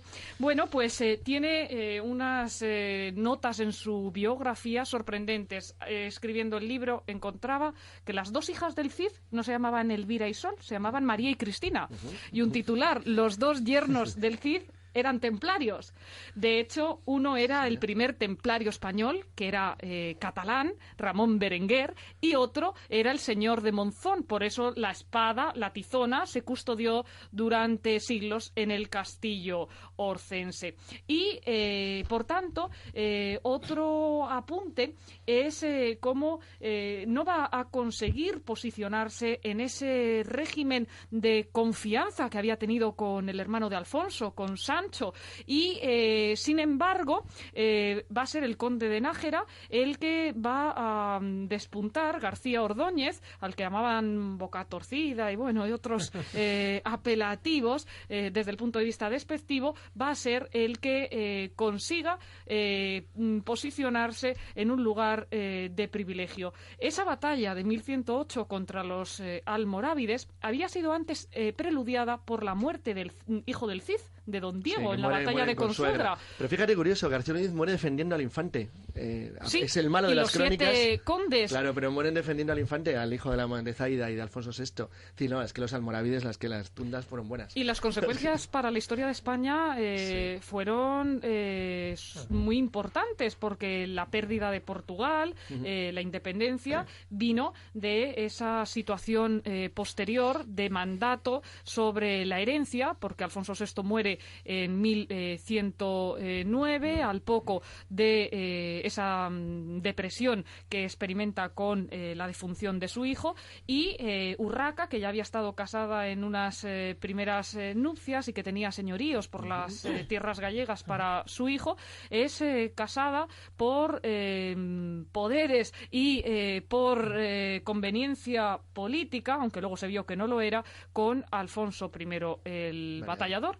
Y este hombre, que había nacido para ser monje, no tenía espíritu de casarse, quería mantenerse célibe, tiene que casarse para mantener esa herencia de su corona, y finalmente el Papa les obliga a divorciarse para mantener en paz los dos reinos. Y también qué ejemplo de valores el de Alfonso I el Batallador, que en un mundo que estaba plagado de las luchas intestinas entre los miembros del propio bando, realiza un testamento en favor de Dios, que sin embargo no dejaría de alimentar la rivalidad entre los clanes nobiliarios y la bronca continua cuando se entera de que las órdenes militares, sobre todo templarios y hospitalarios, son los beneficiarios de ese patrimonio. María, hay un dato que me interesa, que es cuando escribí una vez un capítulo, ¿no?, sobre la Reconquista en mis secretos medievales. Me interesó mucho esa reconquista mágica, es decir, hay una reconquista histórica, bélica, que estamos comentando. Además, tú tienes estructurado el libro por batallas, y sabes que hay batallas y batallas, ¿no? Hay algunas mucho más importantes que otras, desde la de Guadalete, pasando por la de Covadonga, la de Simancas, la de Logroño, la de Alcinas, etcétera. Pero hay dos batallas que me parece que son claves, porque marcan luego un hito espiritual y religioso. Una batalla que no existió, que es la de Clavijo, donde supuestamente aparece el apóstol Santiago y todo lo que genera como consecuencia esa situación, ¿no? Estamos hablando del año 844, y unos años antes se había descubierto ese sepulcro donde por ciencia infusa atribuyen a Santiago, con lo que se genera del tráfico, del peregrinaje y de la influencia tanto cultural como religiosa. Su repercusión también en la historia del arte y en totalmente. tantos aspectos. Y la otra es la batalla de Acinas, donde dicen que el que interviene, pobrecillo, era San Millán, un pobre ermitaño del siglo VI, que le hacen ahí montar en caballo e ir descabezando a sarracenos. Pero también genera el voto de San Millán junto con el voto de Santiago, que sabéis que son falsificaciones del siglo XII, siglo XIII, pero que influyen muchísimo en la espiritualidad y sobre todo en el revulsivo moral que necesitan las huestes cristianas, como que necesitan señales divinas de que determinados santos, apóstoles, vírgenes están a favor de ellos y en contra de los herejes, en este caso de los musulmanes. En fin, ¿qué credibilidad dais a ese tipo de testimonios que además aparecen en las crónicas? Son crónicas históricas, otra cosa es que estén adulteradas. ¿Qué fiabilidad le dais para que ese elemento mágico sobrenatural se hubiera producido en alguna de estas batallas, o realmente todo se inventó para eso, para animar a la gente de que Dios estaba con ellos? Ahora María nos dará su opinión como especialista, pero yo creo que el ser humano necesita de alicientes, y esos alicientes en una época tan dura como es la que estamos relatando, la Reconquista, 8 siglos de guerra continua, donde cada hombre o cada mujer que vivió en aquella época no conocía otra cosa nada más que la guerra, y había oído hablar a sus padres, a sus abuelos de lo mismo, es decir, que era como no ver la luz al final del túnel, pero ni de principio ni de final. Necesitaban de alicientes, y creo que desde ese punto de vista se inventan, se crean tradiciones, algunas místicas, otras vinculadas a apariciones mágicas sobrenaturales, pero sobre todo vinculadas a temas religiosos católicos, porque por un lado, ya digo, se necesita de unos símbolos con los que mantener el ánimo de la tropa, también de la retaguardia, de esos castellanos que eso, están de hecho, en lo los vimos, pueblos, lo en las vimos en la aldeas. película con el Cid, ¿no? Claro. Cuando va por la playa, y eso nos lo comentaba Aranzazu en el WhatsApp, que precisamente es un ejemplo de ello, ¿no? De mantener la moral bien alta de la tropa. Y por otro lado también porque tenemos otra religión que está compitiendo en la piel de toro contra los cristianos, es decir, que hay que tratar de que los nuestros sean nuestros y no se pasen al bando enemigo también por el plano religioso, porque conviven en las mismas ciudades, en los mismos territorios. En ese sentido, ahora María nos lo explicará desde el punto de vista mágico y espiritual, porque ya digo que ella es la especialista, pero también podemos hablar de una simbología política que surge en el transcurso de esos 8 siglos y que es el germen, el acta de nacimiento de los reinos castellanos, porque, por ejemplo, en San Juan de la Peña, en ese monasterio en el que se une el origen legendario de los reinos de Navarra y de la corona de Aragón, ahí encontramos personajes como Sancho Abarca, comunes en ambos territorios, o lemas que después dieron lugar a los fueros navarros, como por ejemplo antes leyes que reyes. Y es algo que después, si lo estudiamos en perspectiva en la historia del pensamiento político, pues vemos grandes lemas que dan lugar también a la creación de centros de poder político que en la historia cultural de nuestro país siguen existiendo y prevaleciendo, y que de cualquier forma sirvieron también de elemento de aglutinación, no solo de individuos, sino también de sentimientos, y el sentimiento es el que mueve al individuo iconos, y así se mueve a los pueblos. Se buscaba símbolos. Sí. Sí, bueno... A ver, María, todo era fantasía, todo fue falsificación, porque aparecen muchas crónicas, no solo estamos hablando del apóstol Santiago, estamos hablando de San Isidoro, que también le ven en el sitio de Baeza, estamos hablando de San Jorge, que fíjate tú, con Jaime I el Conquistador, en casi todos los lugares siempre está San Jorge, y de hecho su cruz roja aparece, como bien sabéis, en distintos emblemas, en escudos heráldicos. Todo era una mistificación, todo era falsedad, o hubo algo de verdad, y hubo algún tipo de acontecimiento que se escapa un poco a la lógica. También las vírgenes negras encontradas en las murallas, como la Almudena o tantas otras. Y con cirios que llevaban supuestamente desde la época visigoda. Y como decíamos, todas románicas, pero curiosamente se supone que eran anteriores. Bueno, María, te hemos dejado el toro para que lo lidies ahora. ¿Tú qué opinas? Me habéis dado todos los trastos. Bueno, yo... Solamente te lo hemos llevado un poco hacia el centro del ruedo. Yo confieso que la interpretación de los hechos la realizo como el oficio histórico me ha enseñado, que es desde la recopilación de las fuentes primarias, de las crónicas, y luego del rescate también, que desde otras ciencias auxiliares y el enfoque interdisciplinar podemos hacer de lo que todos los historiadores buscamos, que es la verdad. Recientemente leía unas declaraciones del Papa Francisco a propósito de las apariciones marianas en el siglo XX, y decía que la Virgen se comunicaba, lanzaba mensajes, y con ese humor argentino que lo caracteriza decía, pero la Virgen tampoco es la jefa de correos, no está mandando mensajes todos los días. Bueno, pues me ascribo a esa posición. También cada uno interpreta la historia, aunque busque la objetividad. Todos sabemos que partimos de nuestra propia conciencia, entonces son mitos que están tan acendrados y que luego, bueno, pues desde el punto de vista de la construcción de los imaginarios en la Edad Media, que es inseparable pues esa imagen de Santiago cabalgando en clavijo de lo que ha sido la historia posterior. Decía Cervantes que era Santiago el patrón de los caballeros andantes. Al grito de Santiago y cierra España se realizaron las las descargas y las ofensivas a lo largo de toda la edad moderna, en esa edad también dorada de los tercios. A Cervantes le podían contar en su familia historias de la Reconquista, igual que a nosotros nos contaban nuestros abuelos las historias de la Guerra Civil. Sí, pues sabes que había pasado apenas medio siglo. Había rivalidad entre San Millán y Santiago, que le querían convertir a los dos en patronos de España. Por eso. Iba a decir que ni siquiera había pasado medio siglo, no había pasado ni un año, porque como la guerra contra el Islam sigue durante todo el siglo XVI-XVII, al fin y al cabo lo que no se combate es en España península, pero se combate. Él lucha contra el Islam, en Lepanto. La guerra contra el Islam se prorroga indefinidamente, era el enemigo. Bueno, desde ese punto de vista tenemos que pensar que tanto los musulmanes como los cristianos vivían en sociedades astrológicas o de contacto directo con esas fórmulas o esos mensajes del más allá, utilizando el paralelismo. Voy a referirme antes a un caso esotérico de los musulmanes, el de la Mesa de Salomón, que dicen que encontró Muza en los alrededores de Guadalajara. Muza, recordamos que era el lugarteniente de las tropas que entran y que lleva a un liberto a sus órdenes, que luego se va a convertir en más arrogante y poderoso que el Táriq. Dicen lo de los arroyos de Guadalajara por son de allí. Claro. Jesús y yo sabemos que no es ahí. No, si encima van a saber dónde está la Mesa de Salomón. Sorpréndenos, María, sorpréndenos. Bueno, pues en esa disputa entre el señor y el liberto, Muza le arranca un pie a la supuesta Mesa de Salomón para decir que era suya.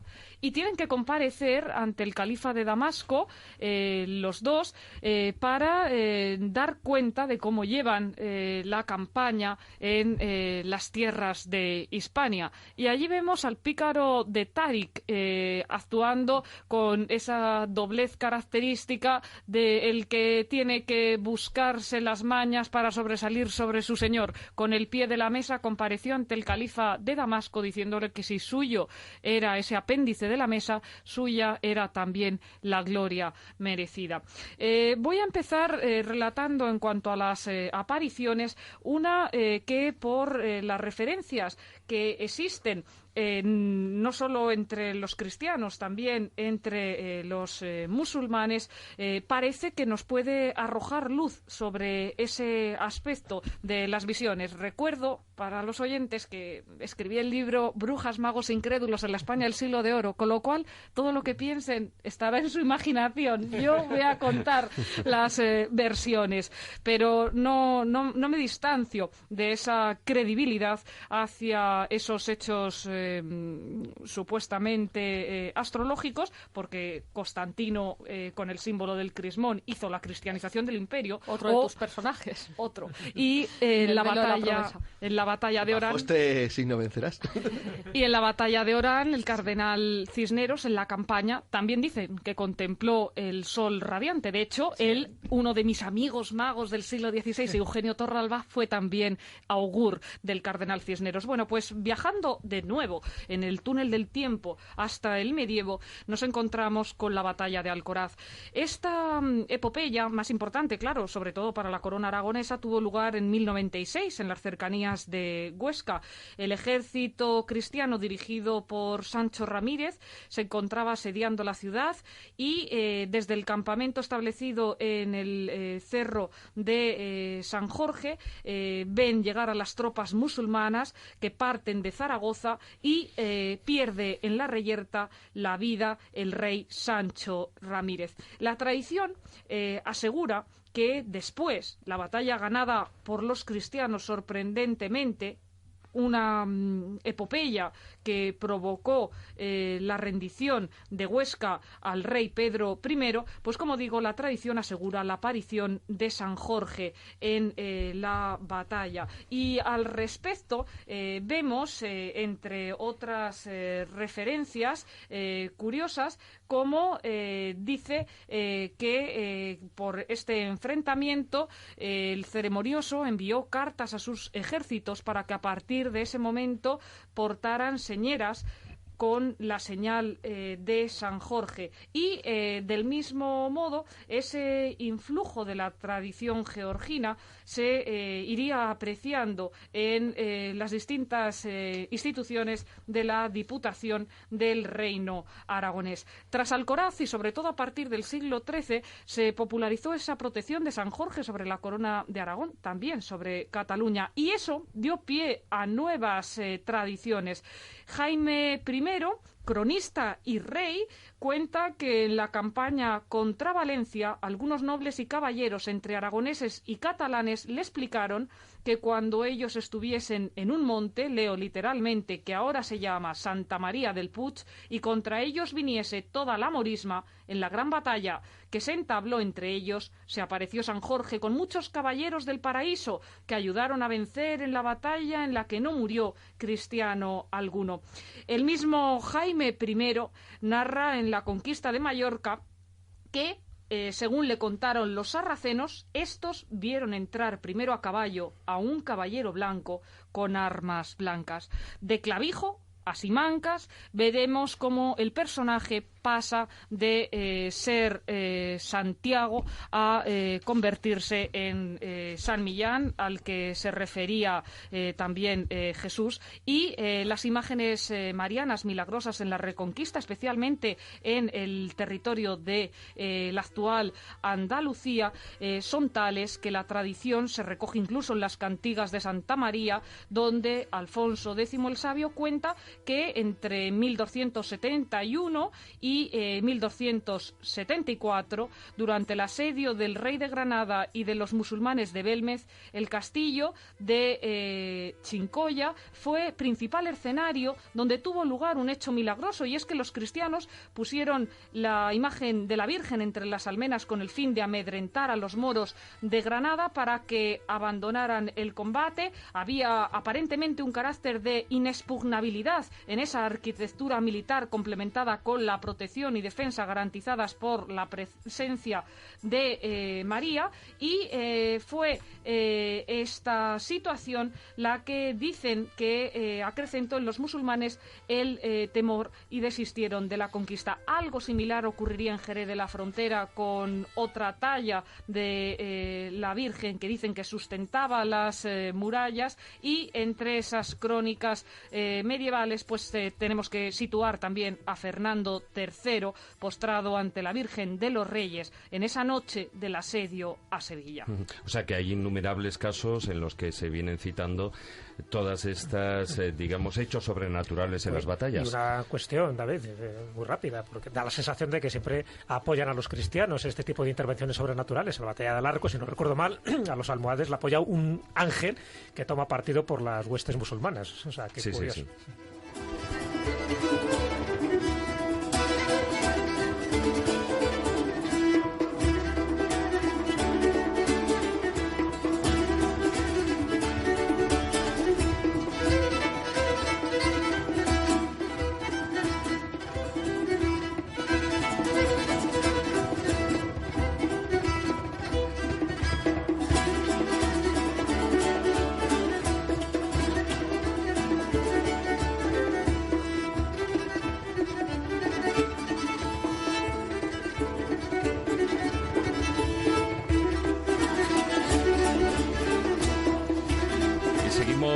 Con el programa, los últimos minutillos del Filandón. Antes lo habíamos dejado hablando de aquel idilio entre el rey Alfonso VI y la princesa Zaida, cuyo fruto fue ese infante, y que, bueno, de no haber muerto, habría supuesto el final de las batallas, ¿no, María? Sí, además, junto con esa labor constructora de ciencias como la filosofía o la medicina en Al-Ándalus, algo que por supuesto que siempre hay que reconocer, tenemos también que poner en el punto de mira esa conjetura o esa profecía que hoy ya no podemos desarrollar por el paso del tiempo. Es qué habría pasado si los almorávides almorávides no hubieran aniquilado a Sancho Alfonsez. Nuevamente, la división causó estragos y cuando llegamos al epílogo de la Reconquista vemos, y antes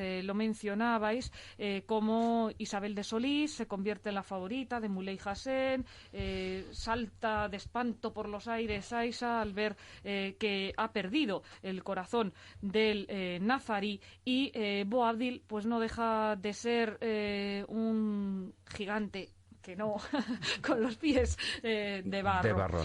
Y en ese contexto es en el que vamos a ver descollar a los reyes católicos, que junto con la defensa de el fin de esa larga guerra van a ser los artífices de la protección de Granada. El amor de Isabel y Fernando hacia la capital nazarí resulta indiscutible. Lo que también es totalmente verídico es que fueron ellos los que dijeron: ya no se puede seguir con una guerra que se ha eternizado, como había hecho Juan II. De todas maneras, es que ya al final se había convertido en una guerra entre hermanos, porque existía un grandísimo mestizaje entre toda la población. 2 guerras civiles fueron las que zanjaron la Reconquista. Una, la del Zagal, Muley Hassen y Boabdil. Otra, la que está viviendo Castilla entre la Beltraneja y su supuesta tía Isabel en esas décadas previas.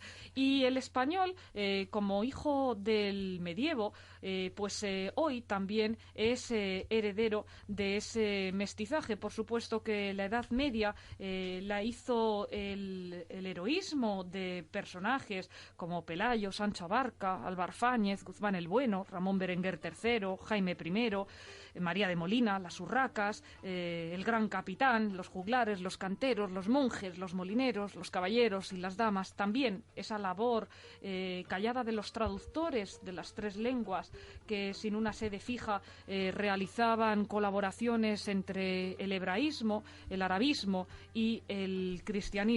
Y en ese ámbito es en el que tenemos que recordar cómo esos idilios, como el fortuito encuentro, el de la paloma y el halcón, el de Alfonso VIII y la luminosa beldad de la judía Raquel bajo el canto de las cigarras, hacen que hoy nos acerquemos a una reconquista también desde el punto de vista emocional, a una etapa hermosa plagada de luces, como las que encontró Zaida cuando, viuda por el ataque de los almorávides y la muerte de su marido Faz al-Mamun, fue entregada por su suegro a el rey, que era antes su enemigo natural, Alfonso VI. Surgió el amor en ese trayecto desde Almodóvar del Río, y hoy, en esa dote perdida de Zaida, de la Isabel de los cantares, queda el recuerdo de ese niño que fue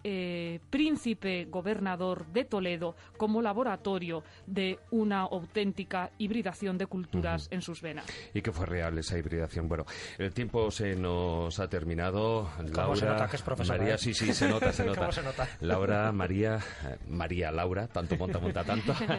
Muchas gracias por haber estado esta noche aquí en la Escóbula de la Brújula. Ha sido un placer, escobuleros, así que encantadas de volver en la Brújula. Volveréis. Gracias.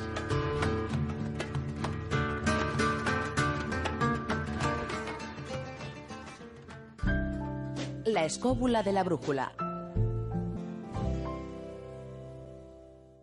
Hola, soy una de las muchas personas que colabora con la UID comprando su euroboleto. Por tan solo €1 diario, ayudas a muchas personas con discapacidad y al mismo tiempo tengo la opción de hacerme millonario. ¿Y a ti no te gustaría serlo? Organización Impulsora de Discapacitados, 902-113-883. Si eres discapacitado, llámanos. Si no lo eres, apóyanos. Contamos contigo.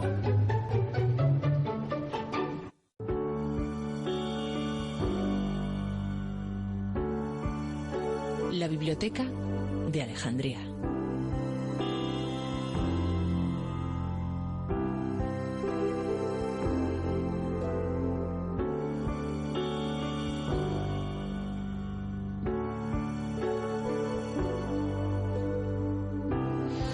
Bueno, y entramos en esta biblioteca de Alejandría para hablar con Carlos Fortea. Hola, muy buenas noches, Carlos. Buenas noches.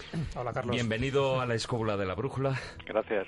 Bueno, eres escritor, doctor en filología alemana, profesor de la Universidad de Salamanca y un reconocido traductor literario con una labor de más de 100 títulos.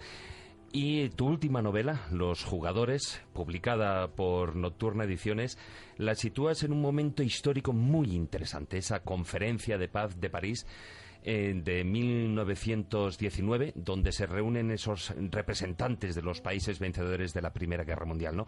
Pero lo que mucha gente no sabe, y lo que plasmas muy bien en la novela, Carlos, es que el final de esa gran guerra supuso una fuerte crisis económica para España. Efectivamente, y para mí fue el arranque de la novela y el arranque del interés por escribirla, el descubrimiento de que durante la Primera Guerra Mundial España había estado haciendo grandes negocios con los contendientes, y el final de la guerra supuso el final de los negocios e indirectamente, por tanto, una crisis económica tremenda. Además, bueno, ya hay lo que fue en esos 4 años, ¿no?, de que España, bueno, pues fue ese proveedor de material de guerra, de suministros y demás, pero terminados esos 4 años, en 1918, bueno, pues los alemanes habían pedido ese armisticio basado en las propuestas recogidas en los 14 puntos de Wilson. Sin embargo, en realidad, Alemania se encontró con una realidad muchísimo más dura. Se encontraron con un tratado de paz que ni siquiera fue negociado, sino que fue redactado directamente por los aliados y que simplemente se les invitó a firmar, sin posibilidad de modificación ninguna. Probablemente sí, la política de hechos consumados, ¿no? Claro, probablemente en ese tratado estuvieron muchas de las raíces de males que vinieron después, ¿no? Y bueno, a mí me resultaba también interesante ver los muchos parentescos que aquel momento de la historia tenía con momentos más cercanos, ¿no?, con momentos inmediatos. Carlos, soy Jesús Callejo, que hemos estado hablando estos días, sí. Y la verdad que tu novela es realmente enriquecedora por esa ambientación histórica que estás haciendo en ese París, ¿no?, de principios de siglo, que fue tan importante para toda Europa. Y en la novela mezclas personajes reales con personajes inventados, ¿no? Los personajes reales yo creo que son claves, ¿no? Tanto Churchill como Clemenceau, en fin, muchos de los que estaban en ese comité de los 4, ¿no? Wilson, Joyce George, Orlando, y también, pues, lógicamente, como es una novela, tu primera novela de adultos, porque ya eres famoso por novelas juveniles que habías escrito. Entonces, bueno, no sé si arriesgado, porque ya sabes que la literatura infantil, yo he escrito solo una novela juvenil, es muy complicado, ¿no?, intentar meterte y recrear en una novela histórica de esta envergadura. Yo creo que lo has hecho muy bien, porque además, hombre, tienes una trayectoria buenísima y sobre todo como traductor, encima como traductor de uno de mis autores favoritos, ¿no?, que es Stefan Zweig. Bueno, todos esos personajes inventados, en fin, esos personajes de ficción, que son periodistas, pianistas, coroneles y, por supuesto, el comisario Retier. Todo esto entiendo que te has basado en esa época histórica, entiendo, porque la verdad que marca una parte importante del devenir europeo. De hecho, ahí surge también la Sociedad de Naciones y surge tantas y tantas cosas, ¿no?, aparte del Tratado de Versalles. ¿Por qué esta época histórica para ambientar estos personajes y no otra, sabiendo un poco tu trayectoria más alemana, más que francófona? Bueno, sí, en primer lugar, muchas gracias por la valoración respecto a lo que me preguntas. Bueno, hubo dos razones fundamentales. Una, no sé si decir que la menos importante, es que creo que es una época muy desconocida.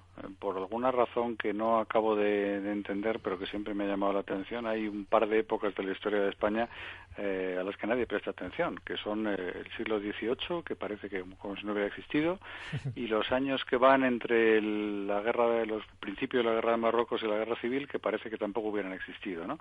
Es como si los años 20 solo hubieran sido en Europa, solo hubieran sido fuera de España y no aquí, ¿no? Eso fue una cosa que siempre me rondaba la cabeza.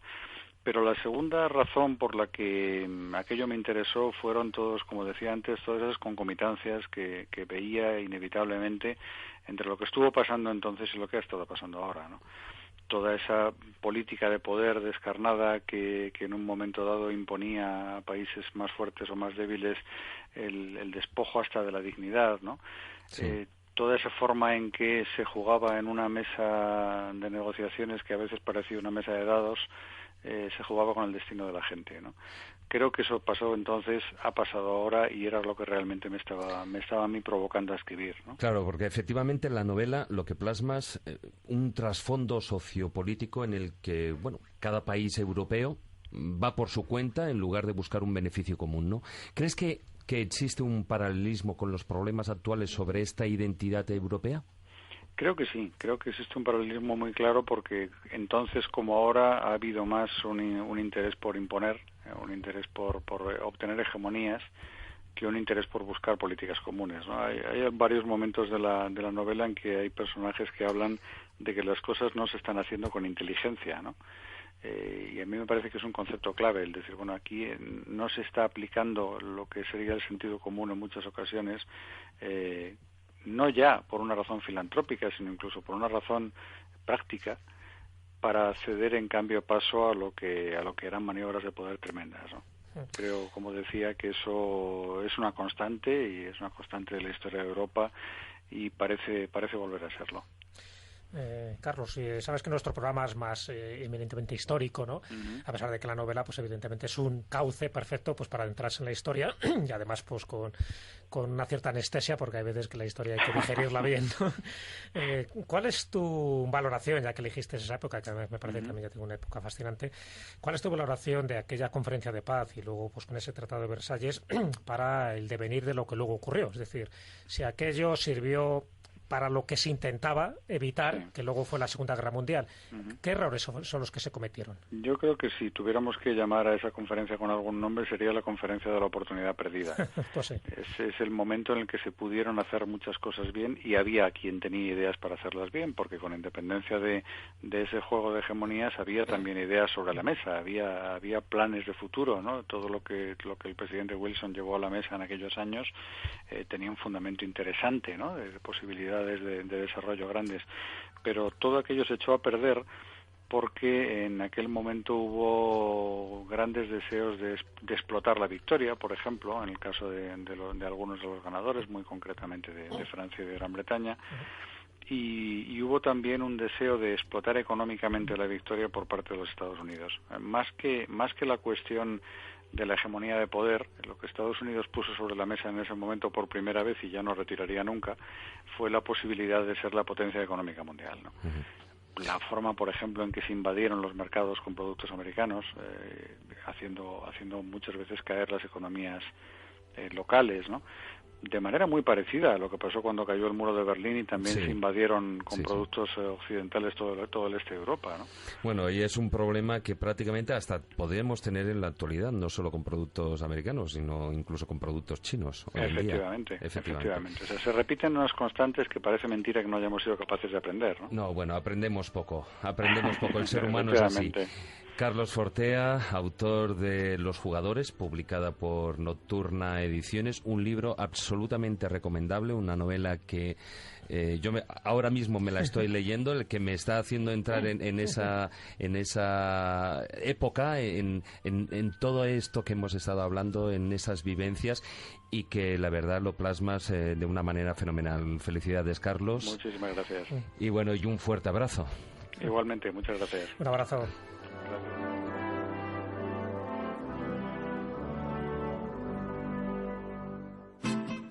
La escóbula de la brújula.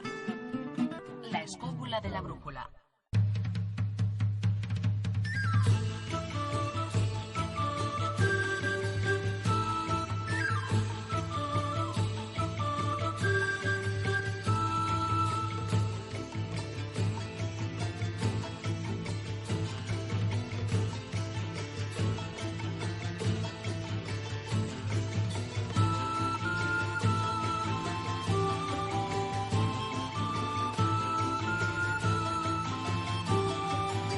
bueno, y antes estamos aquí comentando, porque antes de hacer la despedida, Laura, estamos hablando de ese siglo XIX y se nos había quedado esa cosa en el tintero que lo tenías en la punta de la lengua.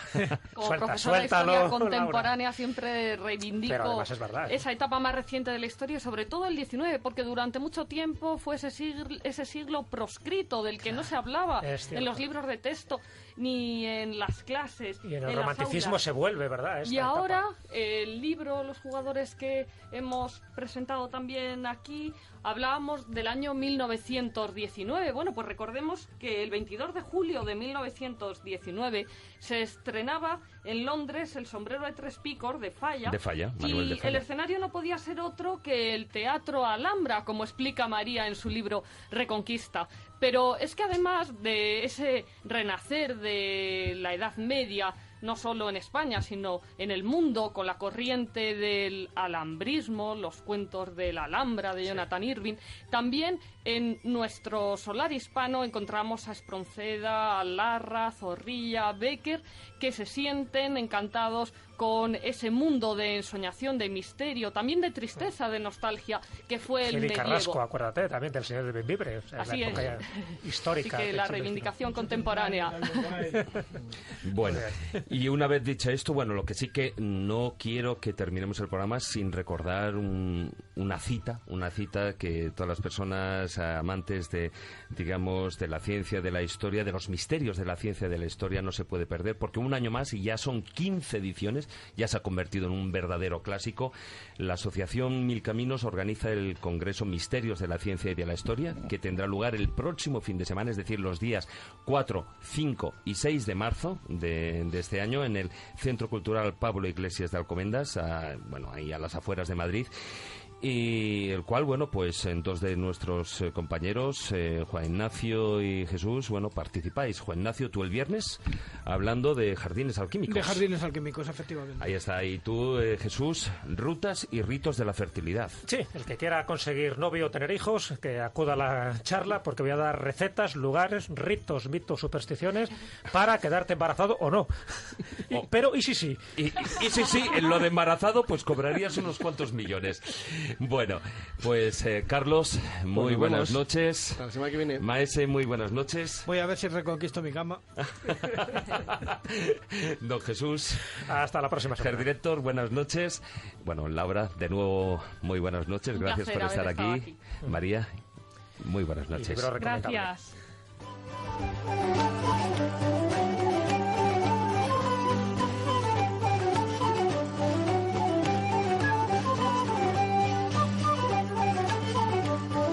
Bueno, queridos escobuleros, gracias por acompañarnos una semana más durante estas 2 horas de programa. Os recordamos, como hago siempre, nuestra página web, laescobula.com, y por supuesto nuestra presencia en las redes sociales. En Facebook, la página oficial La Escóbula de la Brújula, y en Twitter nuestro perfil es @escobuleros. Muy buenas noches. Tratad de ser felices e ilustraos. Hasta la próxima semana, amigos.